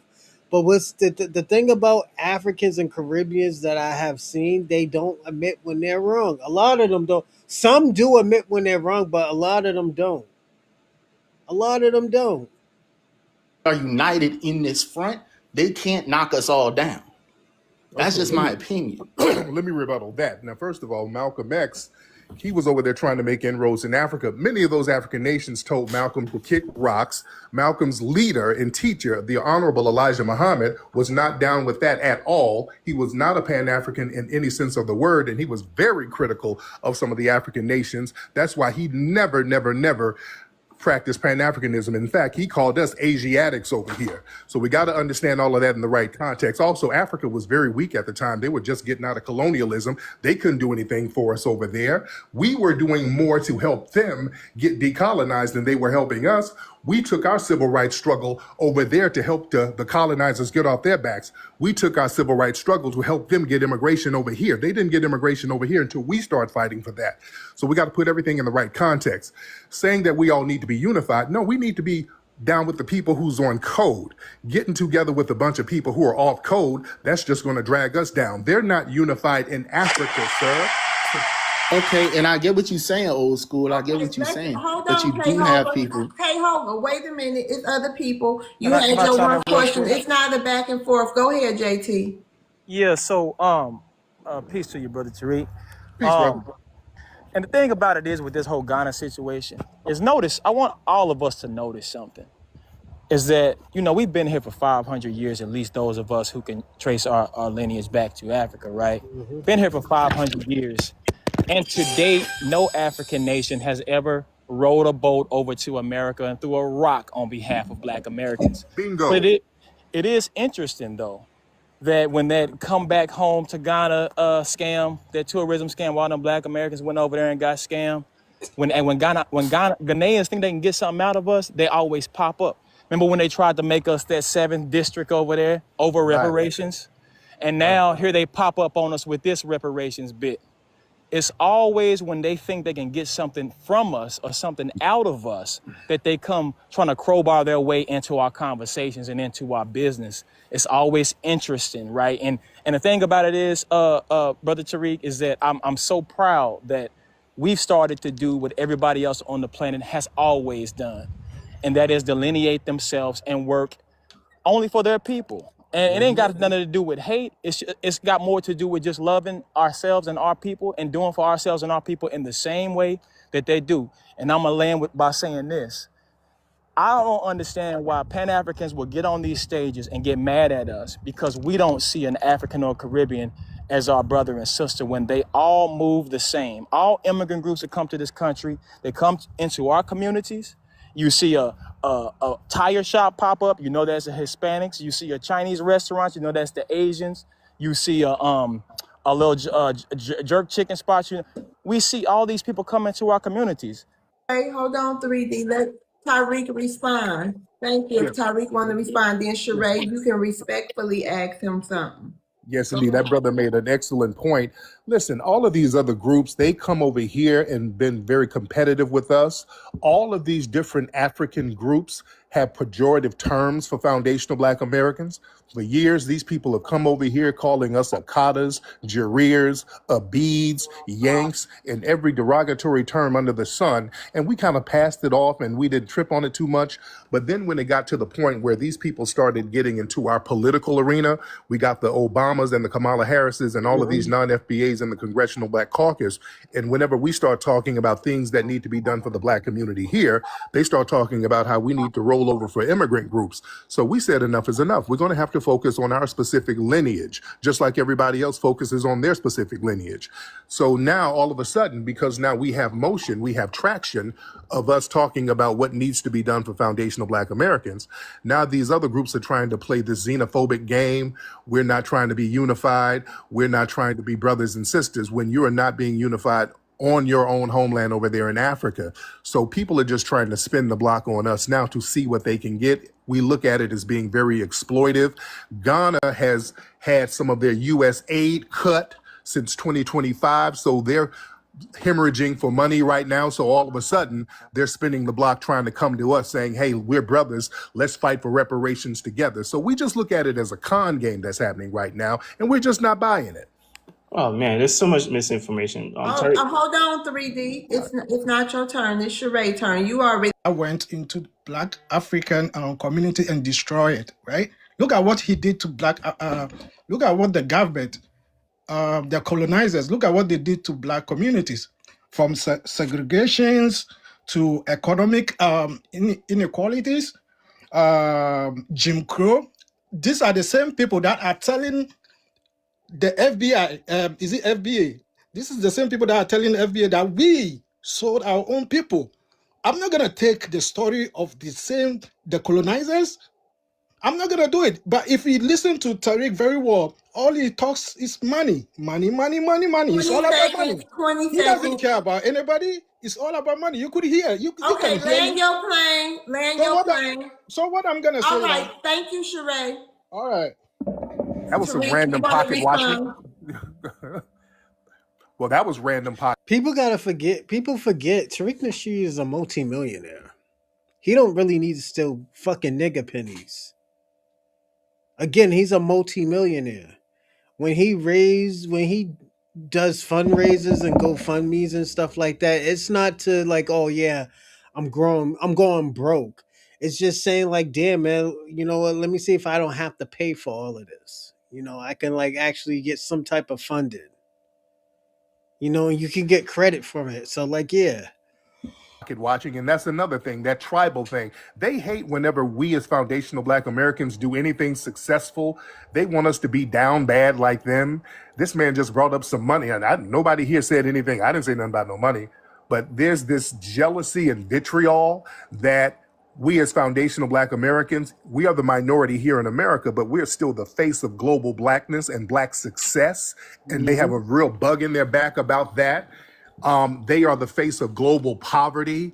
So there's this thing of having to tether on to foundational Black Americans, which we're not letting them do that no more. This is where a lot of this vitriol is coming from, because they would come over here and anytime they get a win under their belt, they make sure to delineate from us. They let everybody know they're Nigerian. You get a scholarship, you're Ugandan. If you win a track meet or something, you're Kenyan. But the minute y'all start doing crimes and doing something janky, we're supposed to be all brothers in the same struggle. And foundational Black Americans are saying, no, no, no, no, no. We're going to delineate all across the board. So you're going to take all of your wins and every single one of your losses too. And we're going to take all of our wins and take them over here and put them under the FBA banner. And that's the issue that they have. So they get into this pocket watching, oh, you guys are all about money, all of these weird to the term foundational Black American. We have a term that they can't leech on to. They could leech on to African American. They could leech on to Black. They could leech.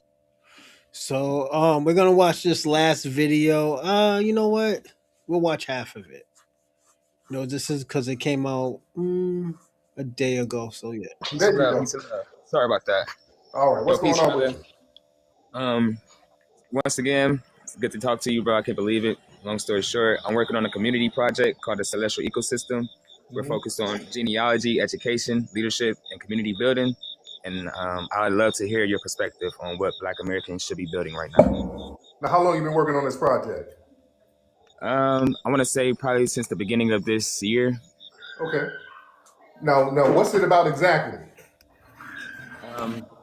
It's really about institution building, genealogy, our history, economics. Okay. And what else? Foundational Black Americans. And I'm a minister.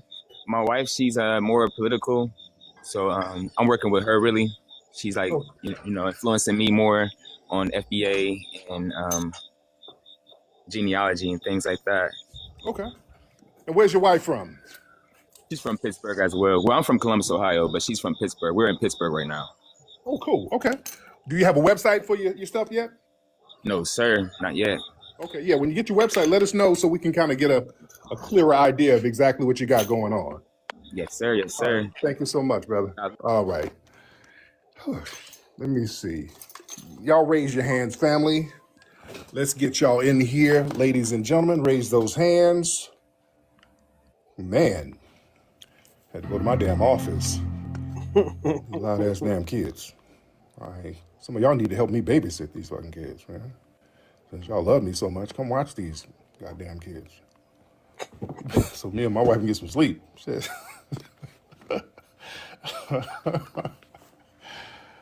Hey, take them on a play date somewhere. Give us a break. Take the ass to go see Coco Melon on Ice. Called us Akatas. All right.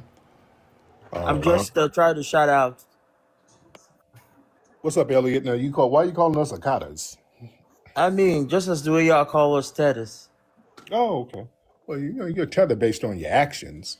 And right. I mean, so you're an Akata based on your accent, No, y'all just call us Akatas simply because of who we are.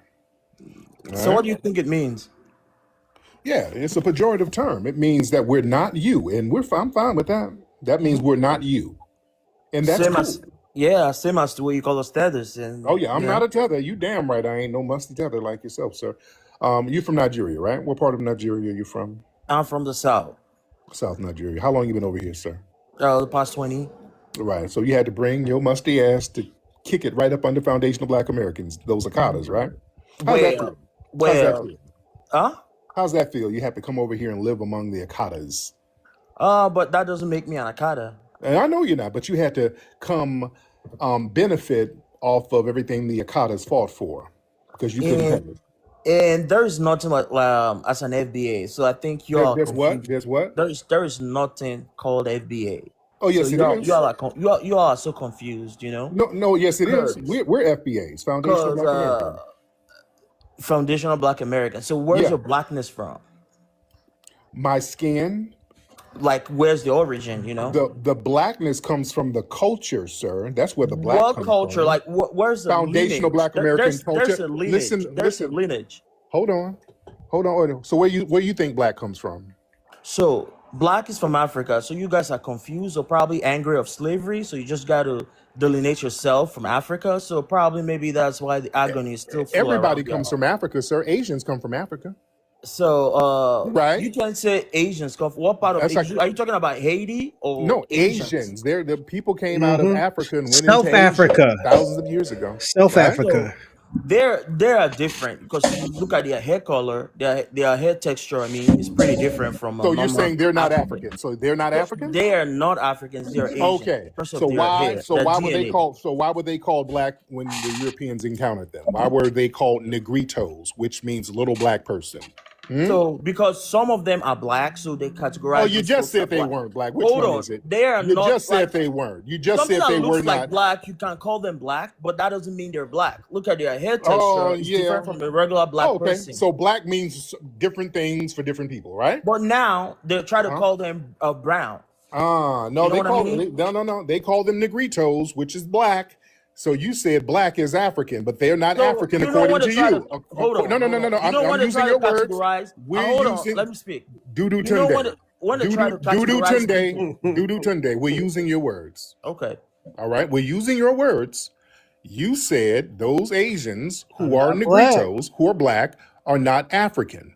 So that negates your whole conversation that you have to be African to be black. That just nullifies that. Okay, let me make it make sense. So Make you it make know, sense. all right. So you know when they try to categorize every bad things as black. So that was why back then they tried to say, like, oh, they're black. So anything that doesn't look like white is black to them.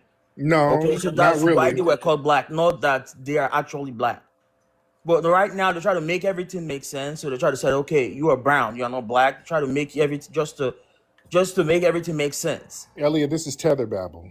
No, so This is tether you babble. guys don't want to understand these things. Right? I mean, I agree. I have the opportunity to travel because I have the finance, but you all don't have the Fleeing and traveling are opportunity. two different. No, travel is So when you take you your ass guys back. here do not got the Traveling money, is when don't you got the opportunity. traveling. Okay, tethers don't talk over me. You don't talk over me now. Traveling is when you go somewhere and bring your ass back home. You ain't never going back. You're a refugee. You have to come lay up under foundational Black Americans. We saved you. If it weren't for us, you'd be over there in Lagos wiping your ass with a leaf. All right? Can I talk now? Yes, sir. Go ahead. Okay, so I had the means and the opportunity to move to the United States. Okay, Flee. 20 years ago. So at least I'm privileged to say that because I know many of y'all do not have the means to even live here in this country. The hell And we you don't. not, The you hell we don't have the don't. means because you guys cannot Yes, we measure up to do. the white Sir, folks. You guys will still ever be underneath. Dudu Tunde. We travel all the time. I just left Japan. I travel all over the world. We travel everywhere, sir, but we bring our ass back home. We ain't refugees like you, right? You started that now. I Back what? then you cannot. Back then what? What are you talking about? Back then You when? cannot. Like probably Back maybe then when? go starting like when you were born. The opportunity for you to do so many things, you don't have it like a What is white this tether kid. talk? What is this tether talking about? I'm trying to bring you to a current state of mind because What you are guys you? are so fucking. You guys, I don't. This is bushmeat babble. They just get bushmeat. We no. Listen, You're still in it. You're hold still. on. We survived slavery. You didn't survive colonization. You failed. It defeated you and ran you off your damn homeland, sir. Is that why you upset? Colonization defeated your ass. That's why you had to It come never over did. here. You had to It come here never with the did. survivors. That was why You if anyone you calls had me to a slave, come. you never Do the spanked. Tunde. You had to come here with the survivors and thrivers, sir. You didn't survive colonization, sir. Your homeland is a wasteland.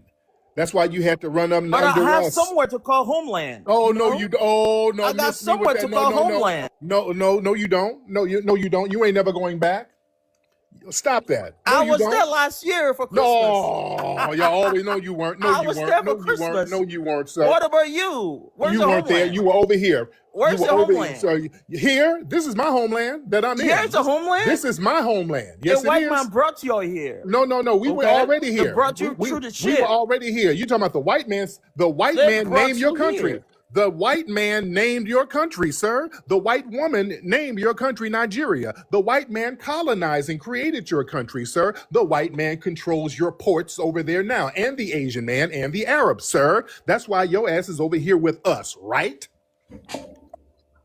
Like I said, I moved here by choice.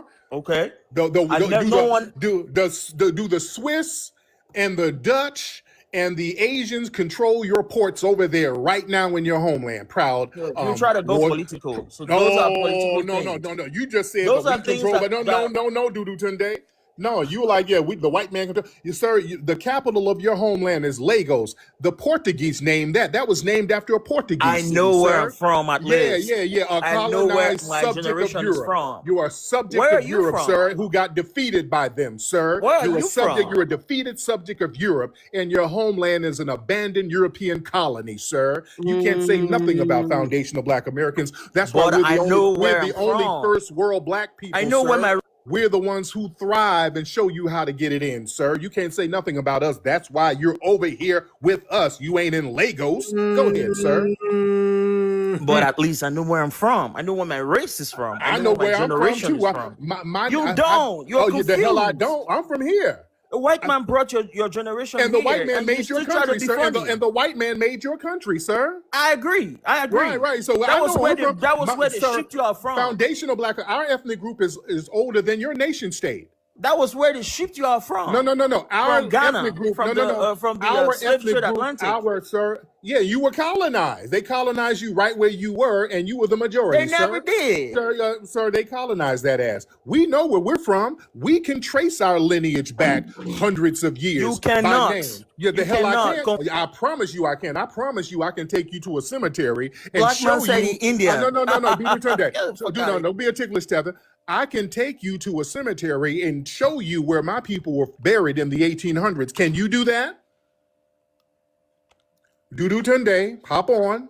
For real, yes, I can. No, you can't. No, where? I can. No, you can't. You can't go to no cemeteries from the 1800s in your homeland because y'all don't have them, sir. You don't have them, sir. You don't, because your family members back in the 1800s, they got ate up by hyenas. Y'all didn't even bury them properly, sir. Nigeria Y'all and got other parts ate of up. Y'all Africa got to ate up see by things cheetahs yourself. and shit. Yeah, You they got gotta ate go up. visit No, sir. Nigeria. You don't have a burial ground. They got ate up by cheetahs and damn rhinos, sir. So we have graves. You gotta visit Africa, no, West Africa, and some other. Miss me, you don't have grave sites that go back there because you don't even have birth certificates, sir. You don't even know when you were damn born. That's why most of you were born. That's why y'all got January 1st birthdays, sir. You don't know nothing about your background. I sir. got my Stop birth taking the phone. certificate. Right. Don't feel Traveling is the best education you can get. Sir, you're still running around on dirt roads with flip-flops on, and we're dumb, shitting in the streets. Can I go ahead and talk? Can I go ahead? We're dumb. How come you ain't made toilets public Can over I there go like y'all ahead need and to? talk? Can I But you talk gonna now? listen though, Dudu Tunde. Now go ahead. Okay, go ahead. Okay, so We dumb, but you have to flee over here to us though. Okay, so you should travel more. Y'all should travel more. I to do. I understand travel places. every. You sir, don't. If you sir, no, do, Sir, you Dudu will Tunde. sound this. Sir, Dudu Tunde. This year, we're Black people like a damn refugee, like you are, sir. But go ahead. I love TikTok Shop. All right, cool. So, look like a West African man. I don't India have has the peppercorn. hair. India. I don't have peppercorn edges, sir. We don't have peppercorn edges. Our FBA women don't have Crooked Sally Beauty Supply wigs. Your hair is curly. I don't, no. Our Don't you see that? hairlines don't look like our hairlines don't look It's like not- yours, sir. Your hairline looks like a McDonald emblem. We don't Hairline have is hairlines a bone like you. structure. You see how dumb y'all No, sound? sir. We Hairline is don't a have bone. janky hairlines and peppercorn, sir. We don't. No, we don't. We are a different Hairline ethnic is group. a bone. It's a skeletal structure, not No, genetics. no, not with You your guys are so hairlines. dumb, man. Not with your Like, hairline, you don't sir. know so many things. You just talk. Sir, your hairline looks like a bit up graham cracker. We got different hairlines, sir. It doesn't look like yours, Dudu Tunde. Don't try to put your janky hairline on us. We don't have hard peppercorn edges like that, sir. Let's stop that. I'm a But you don't foundation got of the Black Indian. America. Let's land, everybody. Let's land, everybody. I'm gonna say this. This is why I'm saying we're having two different conversations. This is why I'm saying we're having two different conversations, because when we talk, we're talking about our lineage. You know, Africa, Caribbeans, they're talking about unity, a movement that builds Africa. They talking about going back to the mama's land, you know, Mama Africa. A lot of us isn't trying to go back to a lot of us is not trying to go back to Africa because of the bad history of Africa. So yeah, you know, again, we got to stay on top. This is why, as I always say, we got to stay on topic.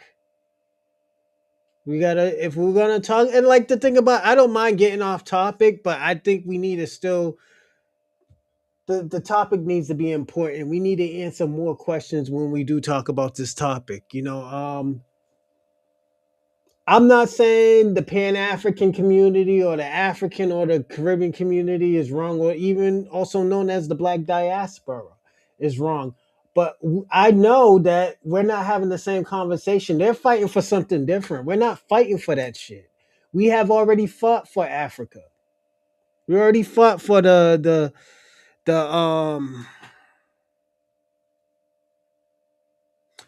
we already fought for, you know, Africa to have unity and stuff, but we can't give you unity if you're not fighting for, if y'all not trying to put, you know, make a step for unity with these people in these tribes and stuff like that. That's something that y'all gonna have to do, you know. So again, hopefully Africa will go in the right direction, but they're gonna have to, they have to fix within before they fix what's going on. I will say that. I don't think they'll last in a war if they can't get along with other Africans. It's just impossible. You know, and I know culturally Africans are different from other Africans, but that's something that they're gonna have to put aside and fix it. You know, I want to give my shout outs. Give me a second, everybody. So shout out to Unity is Strength. Baby, shout out to you. Thanks to Fresh Always. Ray Ray FBA, Wiz Mason, and Ali. Alaikum salam. Thank y'all for watching this show. We did a great show. We got out of here before 1 o'clock. Y'all can still make the bar for a few more drinks if you do that. But thank y'all. I do appreciate everybody for watching tonight, and I will see you Monday. Take care. Have a great weekend.